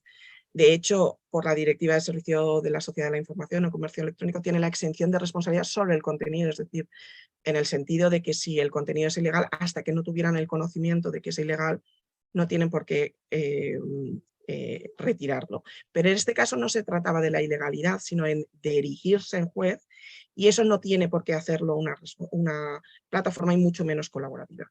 ¿Qué ocurre si la plataforma no es colaborativa, sino que hace un B2C? Entonces responden de los dos servicios que prestan, el servicio electrónico y el servicio físico subyacente. Un mal ejemplo de responsabilidad jurídica es un caso de una startup que ha dejado de prestar servicios como startup, no ha salido adelante, pero que además desde un punto de vista jurídico era un mal ejemplo de responsabilidad jurídica. ¿Por qué? Era Casero, que ofrecía comida casera a domicilio y aquí, pues como señalaban, pues hacían referencia a la confianza en línea, a las reviews en Google, y decían que era una comida casera con apoyo al comercio local, etcétera. Elegías el plato, el horario, te lo enviaban a domicilio. ¿Y qué hacía la plataforma? Decía que hacía este proceso de selección: analizar los perfiles de los cocineros, revisar la cocina y el espacio de trabajo, probar el menú. Garantizaba que había un curso de manipulador de alimentos, formaba en planes de higiene a los cookers, que les llamaban así, y analizaba los riesgos. Luego, si hace todo eso, está creando una apariencia de buen derecho de que todos los cookers están cumpliendo eso. Con lo cual, se podía presumir que iba a asumir algún tipo de responsabilidad, decir, yo te garantizo que esto es así. Pues no, cuando te ibas a las preguntas recurrentes, se planteaba, ¿es que ser un responsable de mi seguridad alimentaria? Y decía, no.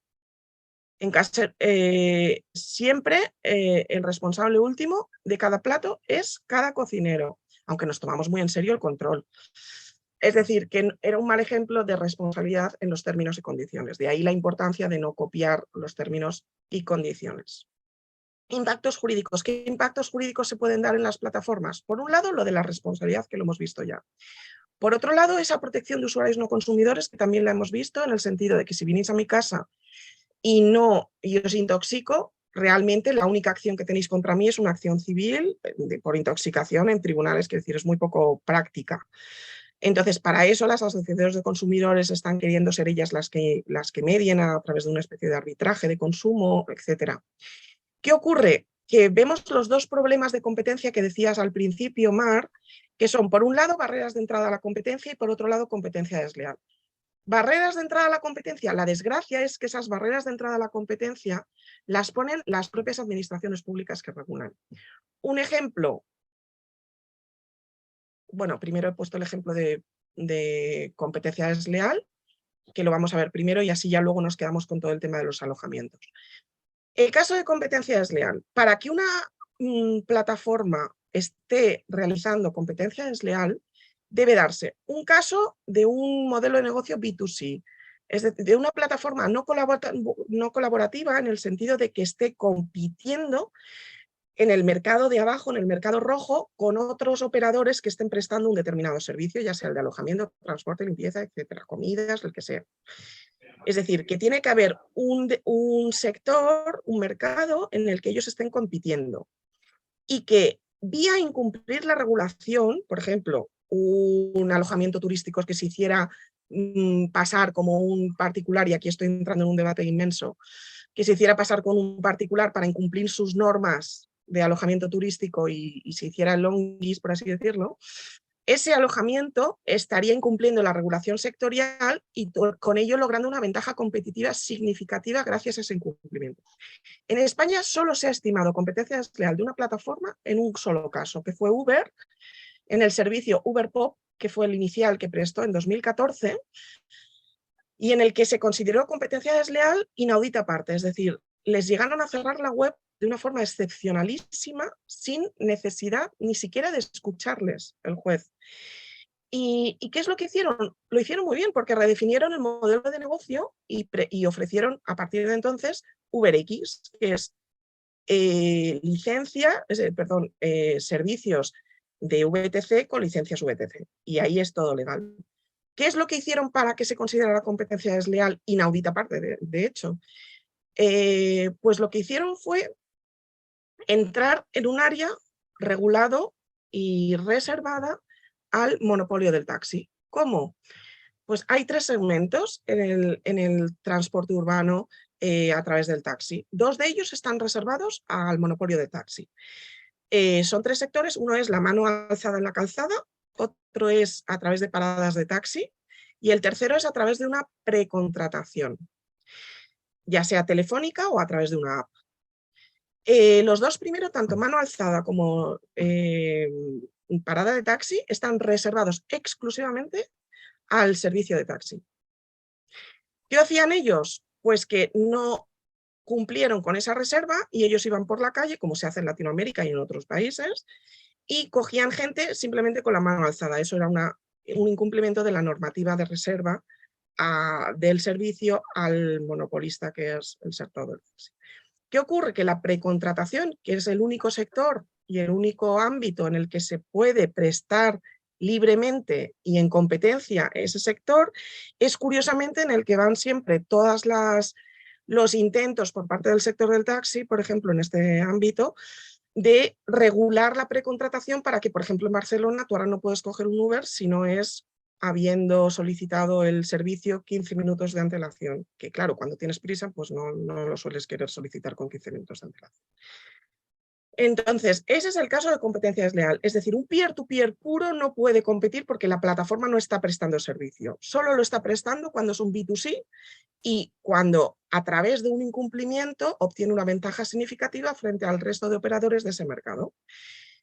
Esto es competencia desleal. Y el otro caso de defensa de la competencia, es decir, lo que queremos es que exista competencia, pues las propias autoridades autonómicas, que son las que tienen competencias para desarrollar las competencias, nunca mejor dicho, regulatorias en viviendas de uso vacacional o viviendas de uso turístico, son las que están introduciendo restricciones a la normativa autonómica. Esto no lo digo yo, lo dice la CNMC, la Comisión Nacional de Mercados y Competencia, en su estudio número 3 del año 2018, y considera como restricciones todas aquellas que van contra la Directiva de Servicios. ¿Y qué es lo que dice la Directiva de Servicios? Que se puede prestar un servicio libremente y en ese servicio prestado libremente no se puede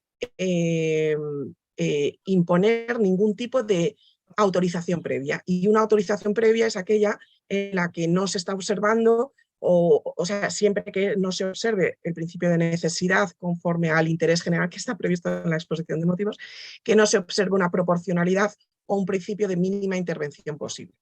Es decir, que si no se están observando esos principios, se está incumpliendo con esa directiva de servicios y según la CNMC, obviamente se trata de una restricción a la defensa de la competencia. Por ejemplo, la sola exigencia de la declaración previa, de la declaración responsable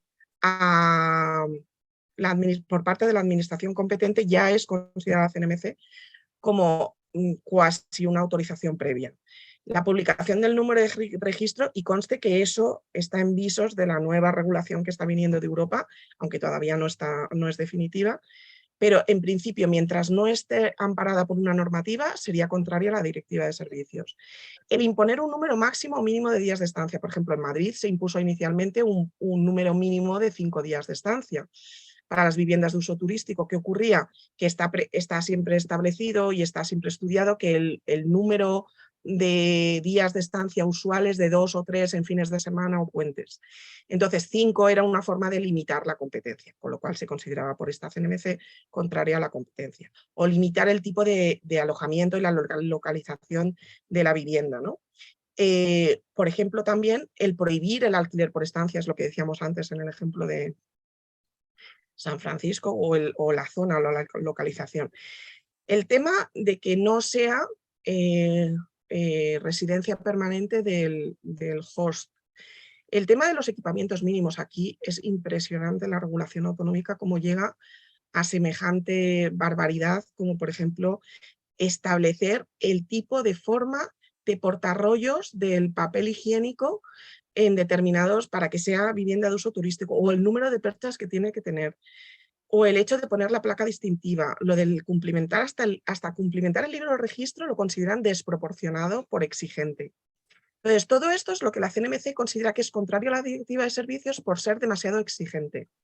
Y yo creo que con esto sí terminaría más o menos, espera que con esto os pongo el logo de final para que vierais, bueno, que me podéis contactar en rosaguirado.com o en legalsharing.eu para cualquier duda que tengáis al respecto. Sí, nosotros compartiremos con tu autoría, el reconocimiento de tu autoría, si nos dejas tu slider, lo colgaremos dentro de la web del Colegio de la Abogacía, junto con la grabación como se han hecho en otras sesiones formativas. Así que yo ahora mismo tenía aquí que, bueno, nosotras hemos estado hablando antes de iniciar la sesión, ¿no? Y yo tengo aquí abierto en mi portátil, no sin mi portátil, me puedo perder el móvil, pero en el portátil. Tengo abierta una sentencia, es que va muy en relación con lo que tú estás hablando, o sea, está la normativa en relación, por ejemplo, con los alojamientos turísticos, ¿no? Está la normativa autonómica, que regula la tipicidad, ¿no? La clasificación administrativa de alojamientos turísticos. Luego viene la normativa municipal, ¿no? De urbanismo, de querer de alguna forma, bueno, de ordenar el territorio, porque en definitiva es lo que pretenden, ¿no? Pero también un poco cortarnos la ala. Y entonces ahora viene la Directiva de Servicios de la Unión Europea. Pero es que ahora viene el Tribunal Supremo, la sentencia, hablo en este caso de una sentencia del Tribunal Supremo, la Sala Tercera de Contencioso Administrativo, que ratifica una sentencia del Tribunal Superior de Justicia de Canarias que anulan 2 artículos del reglamento que regula las viviendas vacacionales, en las que efectivamente, es lo que tú has dicho, anulaba ese artículo que decía que las viviendas vacacionales no podían aperturarse o no se podían explotar en las zonas turísticas, ¿no? O sea, zonas, lo que se llama en Canarias, zonas turísticas.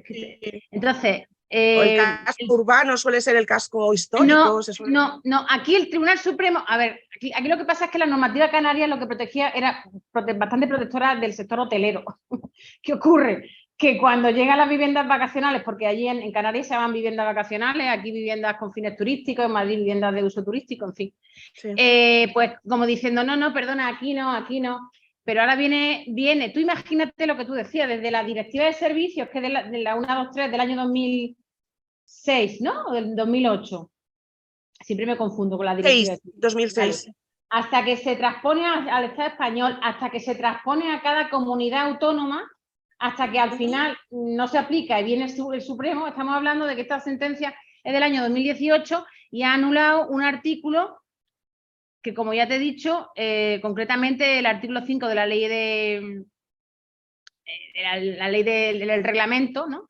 De viviendas vacacionales, y precisamente era en eso, o sea, en ese sentido, ¿cómo es posible que vayan tan descabezados, que vayan tan deslavazados? Por un lado la normativa turística autonómica, por otro lado la normativa municipal, y ahora viene el Supremo y dice lo que diga Europa, ¿no?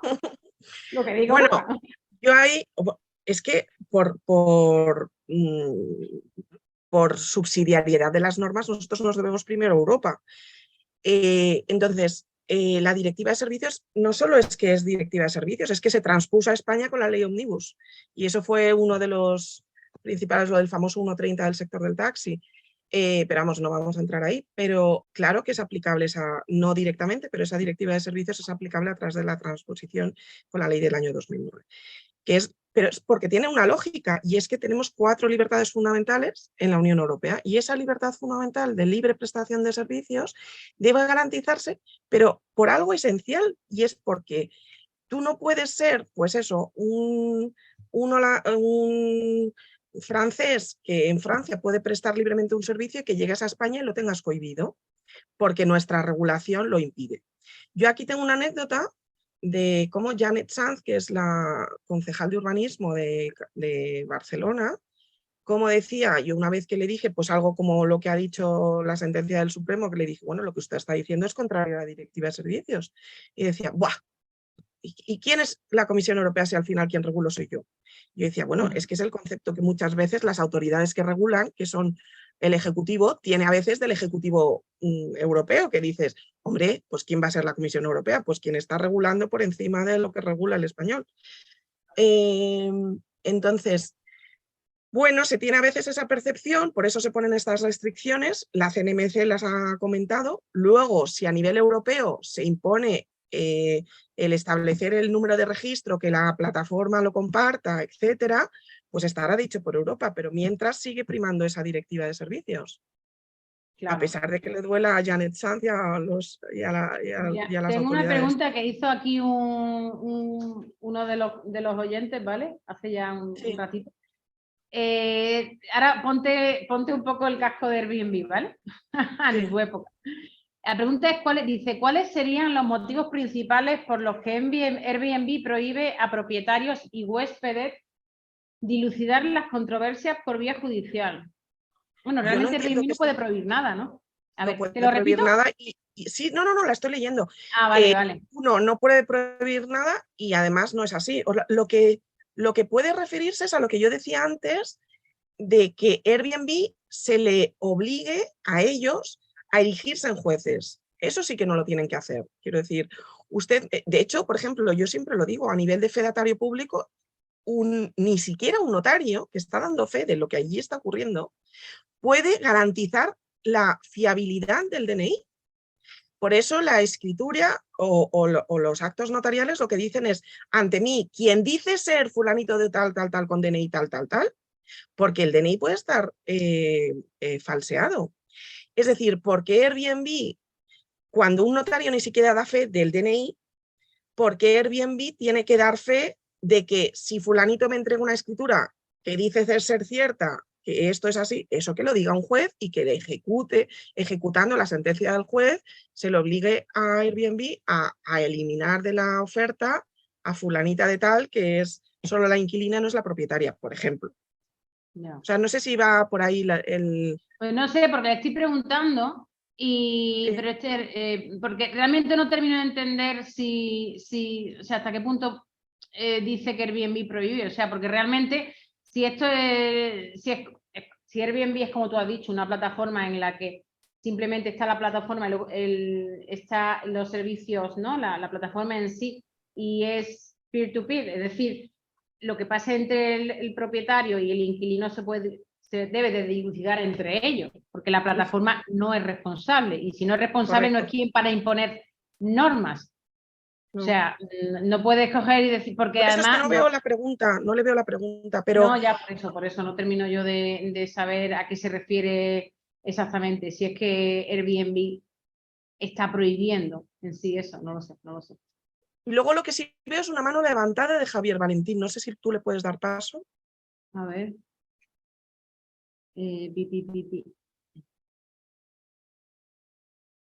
¿A quién? Javier Valentín me aparece una mano, no sé si yo le puedo dar. Ah, una mano. A ver. Mano levantada. ¿Ah, sí? Sí. Vale, aquí, a ver dónde veo yo lo de las manos levantadas. Panelistas, espectadores. En las condiciones de uso dice que prohíbes litigar en los tribunales. Me extraña mucho. O sea, lo tengo que leer para poder contestar esto. No me importa ponerme en contacto con esta persona, con PNA, para responder. Que claro, PNA en sus condiciones de uso prohíbe cuando aceptas que no puedas litigar. Habría que ver en qué caso. Bueno, pero da igual que ponga como si es dueño de la luna, eso es una cláusula de luna. Ellos no pueden disponer sobre los órdenes jurisdiccionales, ¿no? Sino sobre lo que reconoce la Constitución a los españoles. No sabemos lo que le está prohibiendo litigar. Quiero decir que esto es muy indeterminado, yo no me voy a pronunciar sobre eso. Pero tenemos una mano levantada, lo que no sé es cómo resolverla. ¿Dónde está la mano levantada? Compartir pantalla, pregunta. En espectadores, Javier Valentín. Ah, perdón. Vale. Buenas tardes, soy Javier Valentín.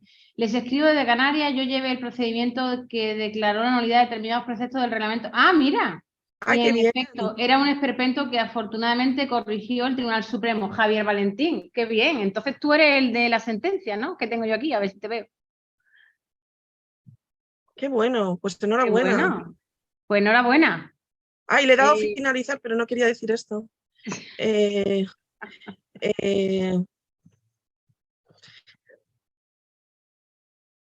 La sentencia que yo tengo aquí en pantalla es, bueno, es que claro, como fueron la sentencia del tribunal, la sentencia de la Sala de lo Contencioso, 1766 del año 2018.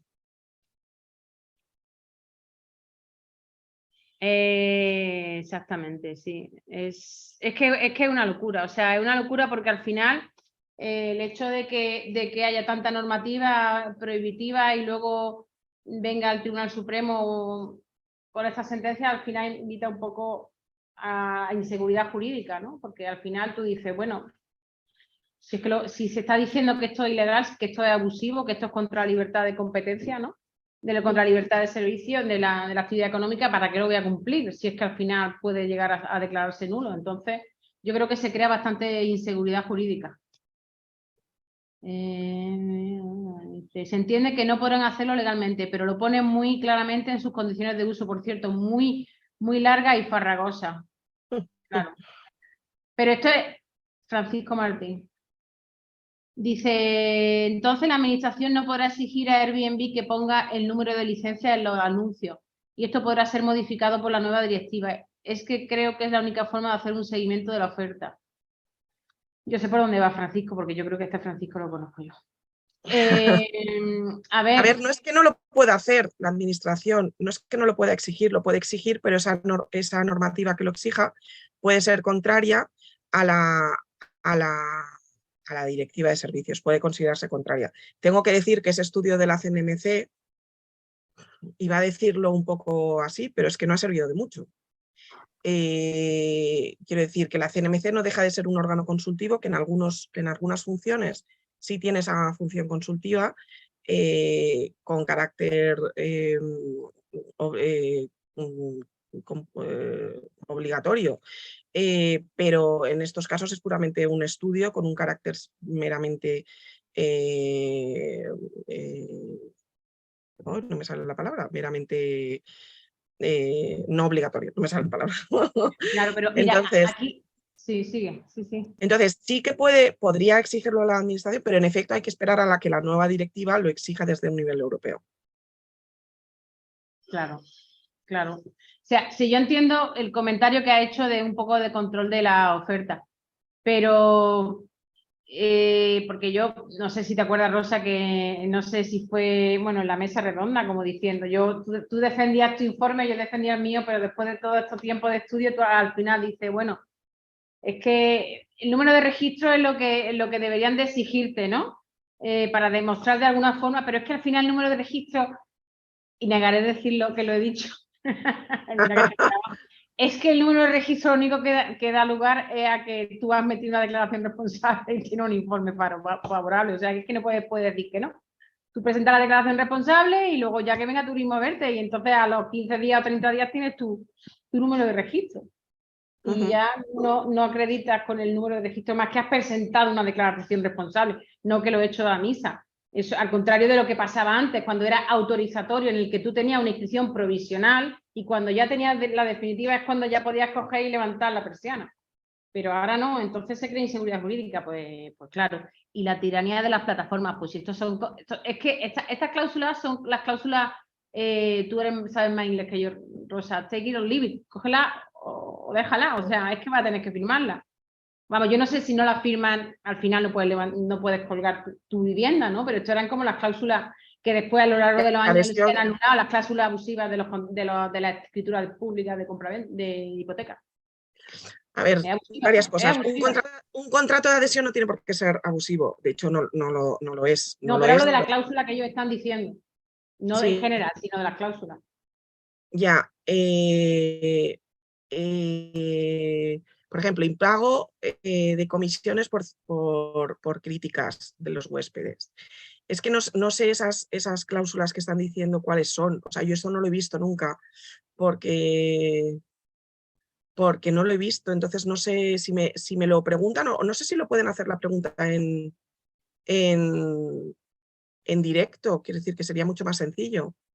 No, porque yo no lo he... Esto, Airbnb, de lo que tengo yo conocimiento, es que se sigue por la review. O sea, para ellos son mucho más importantes las review que cualquier puntuación de cualquier normativa o reglamento autonómico. A ellos lo que sirven es que haya X personas, 10, 100, 1000 personas diciendo que esta casa es chapó. Eso es lo que a ellos, o sea, ellos no respetan, podemos decir de alguna forma, la normativa española, sea cual sea la administración. Ellos respetan al cliente, Porque el cliente que ha estado allí, que ha dormido, que ha comido, que ha cocinado y que vuelve a ir, significa que mi vivienda tiene la calidad y la excelencia suficiente para estar donde está. Yo creo que van por ahí. Pero ¿cuál es la pregunta? Es una reflexión. Mi pregunta, vale, okay. reflexión, dice Javier Valentín, es sobre la tiranía de las plataformas, tipo Airbnb o Booking, que hemos dicho que Booking no es una plataforma. Vale. Yo lo que veo aquí son dos preguntas más. Una, la de Dylan Tarín. ¿Es posible que un anfitrión no profesional sea considerado consumidor respecto a la relación que mantiene con Airbnb? Por supuesto. Esa relación, la azul, la relación de los términos y condiciones, es una relación de business, de Airbnb, al consumidor, por supuesto. O sea, eso no lo he dicho porque no es en lo que se difiere, pero esa relación digital o ese servicio digital es siempre de empresa a consumidor y ahí, por supuesto, es consumidor y se le aplica derecho de consumo. Lo que pasa es que una relación digital, pues, por ejemplo, siempre tienes excluido todo el tema de que se caiga el sistema, o sea, quiero decir que tiene muchas exclusiones por naturaleza jurídica de la relación digital. Pero vamos, sí, eres un consumidor. Y luego vamos a ver lo de PNA, el acuerdo de arbitraje, que es una de las cláusulas de Airbnb, voy a leerla y opino. Airbnb, ¿tú acordáis que cualquier conflicto, reclamación o controversia que se derive en la relación de los presentes términos, habría que ver esos términos a qué relación se están refiriendo, si es solo el servicio digital? Con su aplicación o su incumplimiento, validez con la utilización de los servicios del anfitrión, o sea, que es, o el contenido, se resolverá mediante un arbitraje individual vinculante. Cuando surja una controversia sobre la aplicabilidad, la executividad del presente acuerdo de arbitraje, bueno, es que, lo que está poniendo esta cláusula no está diciendo que se prohíbe el resolver las diferencias ante tribunales, lo que se quieren es evitar una infinitud o el carácter infinito. Una judicialización de la relación. Una reclamación de arbitraje, es decir, que cuando llega una resolución el árbitro, esa resolución es firme y es definitiva, no se permite la judicialización del arbitraje. Lo que has dicho tú, Mar, es decir, eso no te está diciendo que no vayas a juicio, lo que te está diciendo es vamos a hacerlo fácil. Vamos a hacerlo fácil. ¿Me quiere decir que es un arbitraje individual vinculante? Porque yo conozco el arbitraje de la Cámara de Comercio, el Tribunal Arbitral. Será una traducción. El Tribunal Arbitral del Colegio de Abogados, pero un arbitraje individual, ¿por qué se regula o cómo se regula? Yo aquí lo que sí puedo decir es que la OCU me contrató para analizar 25 webs colaborativas y Airbnb y BlaBlaCar no estaban en las primeras, o sea, y hacer no solo un estudio, sino una evaluación y una valoración. Y en mi opinión, la que sacó mejor valoración jurídica como plataforma colaborativa en 2015, quiero decir que de esto hace años, fue HomeAway. ¿Por qué? Porque lo tenían FETEN y porque, por ejemplo, los tribunales los tenían previstos en España. El fuero. Y como debe ser, porque aunque solo con la pregunta de Dylan Tarín, solo es el servicio digital el que tiene un B2C en el que tú eres consumidor y se te aplica el derecho de consumo, aunque solo por esa parte digital seas un consumidor, deben ofrecerte esos fueros en España desde un punto de vista de derecho de consumo.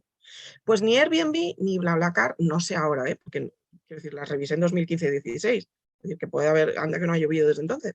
No sé ahora cómo lo tienen previsto, pero entonces lo establecían los tribunales, no establecían arbitraje y lo que establecían eran tribunales en San Francisco y tribunales en París, BlaBlaCar. Es decir, que ahora lo que habrán evitado es judicializar, lo que habrán es dicho, preveo un arbitraje en su sustitución. Lo que no sé es si ese arbitraje es individual, es mera traducción de la palabra que utilicen en Estados Unidos o si en efecto es un arbitraje internacional. No tengo ni idea. Quiero decir que esta mera cláusula no me resuelve esa duda. Pero sí que podemos decir de la duda inicial, el que Airbnb no está evitando judicializar, no, lo que está evitando es judicializar el acuerdo de arbitraje porque lo que quieren es que sea resolutivo. Es decir, hay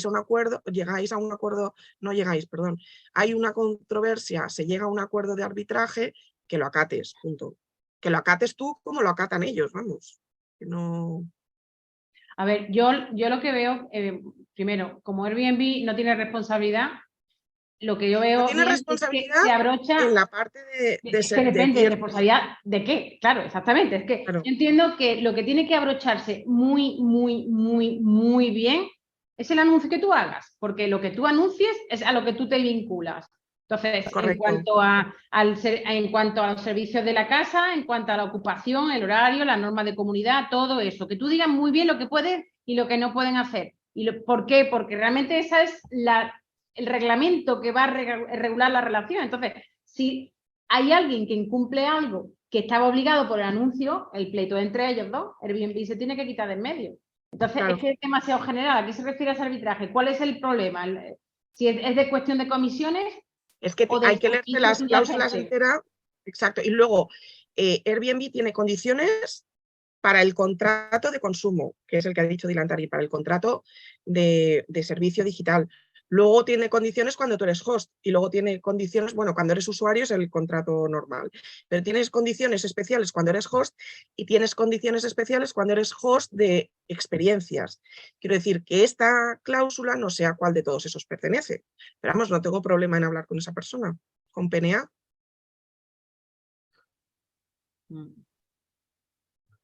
¿Y tú de tu experiencia has visto que lleven Airbnb a los tribunales? No, desconozco, no conozco, Vale. pero ¿te acuerdas que nos comentó algo, Carmen? Que no sé si está escuchando. Nos comentó Pero era de un caso. Idealista, Nuria nos comentó que habían llevado a Idealista, ¿no? No creo que fue Idealista, por el tema de No que, pero recuerdo. era otra cosa, era porque Idealista había quitado un anuncio porque decían que el anuncio era homófobo o era racista o no sé qué, no sé cuánto, y habían condenado a la inmobiliaria y al final realmente el anuncio lo había colgado la persona, o sea, el anfitrión, no me acuerdo, pero Airbnb en sí no, porque en definitiva, si tú demandas a una empresa que está en donde está Airbnb en América, San Francisco. ¿por qué tú vas a San Francisco a demandarlo? Claro, ese era el tema.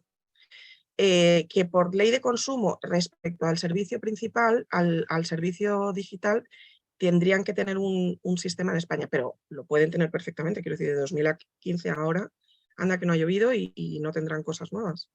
Mira, No lo sé, Airbnb tiene o Booking tiene detractores y tiene los lovers y haters. Cada uno lo cuenta sí, pero como... que sea hater por cosas reales, quiero decir, que no sea hater por indeterminación, no sé cómo decirlo, ¿no? Sí.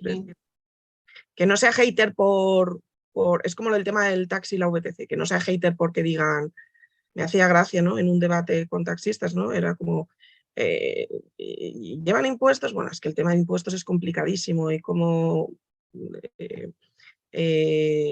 bueno, en fin, quiero decir que sea Mira, está digas. diciendo Francisco Martín, dice, un problema fundamental del Airbnb es que no considera al propietario o gestor de vivienda su cliente. Para ellos, el cliente es el usuario, es decir, el huésped, por lo que este arbitraje no lo hace un tercero, lo hace personal de Airbnb. Y la sensación es que siempre lo hace a favor del huésped. Además, como ellos son los que retienen el dinero hasta pasado unos días, siempre compensan y pagan la diferencia. Ya.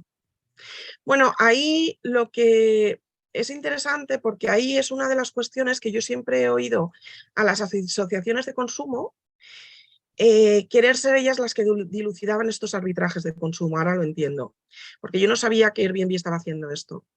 Entonces, para no erigirse en parte, lo que querían las asociaciones de consumo, la OCU, por ejemplo, era ser ellos los que resolvían estas cuestiones. Sí, y tiene bueno, lógica. Como una red que hay aquí en Málaga, ¿no? Bueno, me imagino que en todas las ciudades, de comercios que se adhieren al sistema de arbitraje de la OCU, pero claro, es que Airbnb está por encima de todo. Está, bueno, sobre todo que está en San Francisco. No se va a adherir a la red de comercio de Málaga para someterse al arbitraje. A ver, dice, hola, en este enlace tenéis los tips para el pero en inglés. No. Yo no sé si hay alguna cuestión más. No. A ver, estoy releyendo.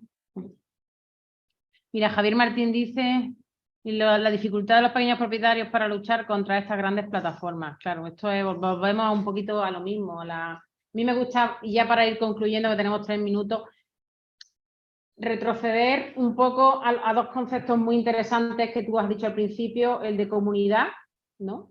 Y el de ecosistema. Porque realmente comunidad es como si fuera la sociedad, o sea, la sociedad en relación con a ver si me explico. El concepto de sociedad como grupo humano que vive en sus ciudades, que viven en sus pueblos, y la comunidad en relación con los servicios que se prestan en la web, ¿no? Online, en la web. Entonces, esa comunidad pues va a tener los mismos problemas quizás que la sociedad. Va a haber grandes empresas tipo Airbnb que crean grandes plataformas que como no van a tener el monopolio, pero van a tener un gran poder, y que no siempre a lo mejor los más pequeñitos van a estar conformes, pero lo bueno de esto es que se pueden crear plataformas que te acudan a ti y que tú les prestes los servicios de estrategia, ¿no? Crear plataformas alternativas, ¿no? A Airbnb, plataformas con sus apartamentos, con sus viviendas vacacionales, para que de esta forma pues también se dirijan a un público concreto y entonces pues que creen su propio negocio, ¿no? Y no dependan de las grandes, pero que no sean demasiado buenas, porque si crean una startup, la grande se la va a querer comer. No, bueno, pues que se la coma y que ofrezca buenos servicios. Quiero decir, no es malo comerse las cosas. Ahí hay un control de concentraciones cuando hay una fusión.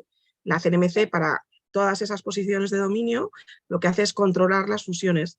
Y entonces así, si hay una fusión peligrosa para que luego se pueda estar abusando de esa posición de dominio, ya cortan esa fusión. ¿Vale? O sea que toda la posibilidad de dominio está muy controlada por las autoridades de competencia. Eso es un poco de tranquilidad que quiero transmitir. Sí, hace poco Walter & Kluwer se unió a la ley, ¿no? Y también y lo compraron unos holandeses, creo, en fin, y ya se dieron, porque es que realmente de base de datos cada vez quedan menos, porque la grande se va comiendo a la chica. En fin, bueno, Rosa, pues son las 6. Te agradezco en nombre de la sección y de todos los aquí asistentes, bueno, online, tu sapiencia, tu locuacidad, tu conocimiento, ¿no? Y que muchísimas gracias por haber podido contar contigo, que no haya sido presencial, además hace un día de perro, ¿no? Lloviendo. Es mejor que cada uno esté en su casita o en su oficina. Y nada, que muchas gracias a todos y nada, esperamos veros en próximas ocasiones. Espero que hayáis disfrutado y que todos hayamos aprendido. Muchas gracias. Muchas gracias, Mar, y gracias al Colegio de Málaga por contar conmigo, y gracias a todos los asistentes, porque me encanta ver que no solo es el colegio el que está interesado por la divulgación de la legalidad de las plataformas, sino que hay interés en las plataformas, ¿no? Porque desde luego es un modelo de negocio que está llamado a quedarse, dada pues esos efectos de red, esa escalabilidad, y tiene sentido. Entonces lo que tenemos que hacer es, uno, evitar abusos o condiciones abusivas o cualquier mal uso por parte de plataformas, por supuesto. Pero también lo que tenemos que ser es unos buenos usuarios y buenos, tanto desde un lado como desde otro de la plataforma, y aprovecharnos, ¿no?, de este nuevo modelo de negocio que ha venido a quedarse y complementar nuestra economía doméstica. Pues bueno, buena tarde y gracias por todo. Venga, un saludo para Hasta luego. todos. Chao, chao. Chao.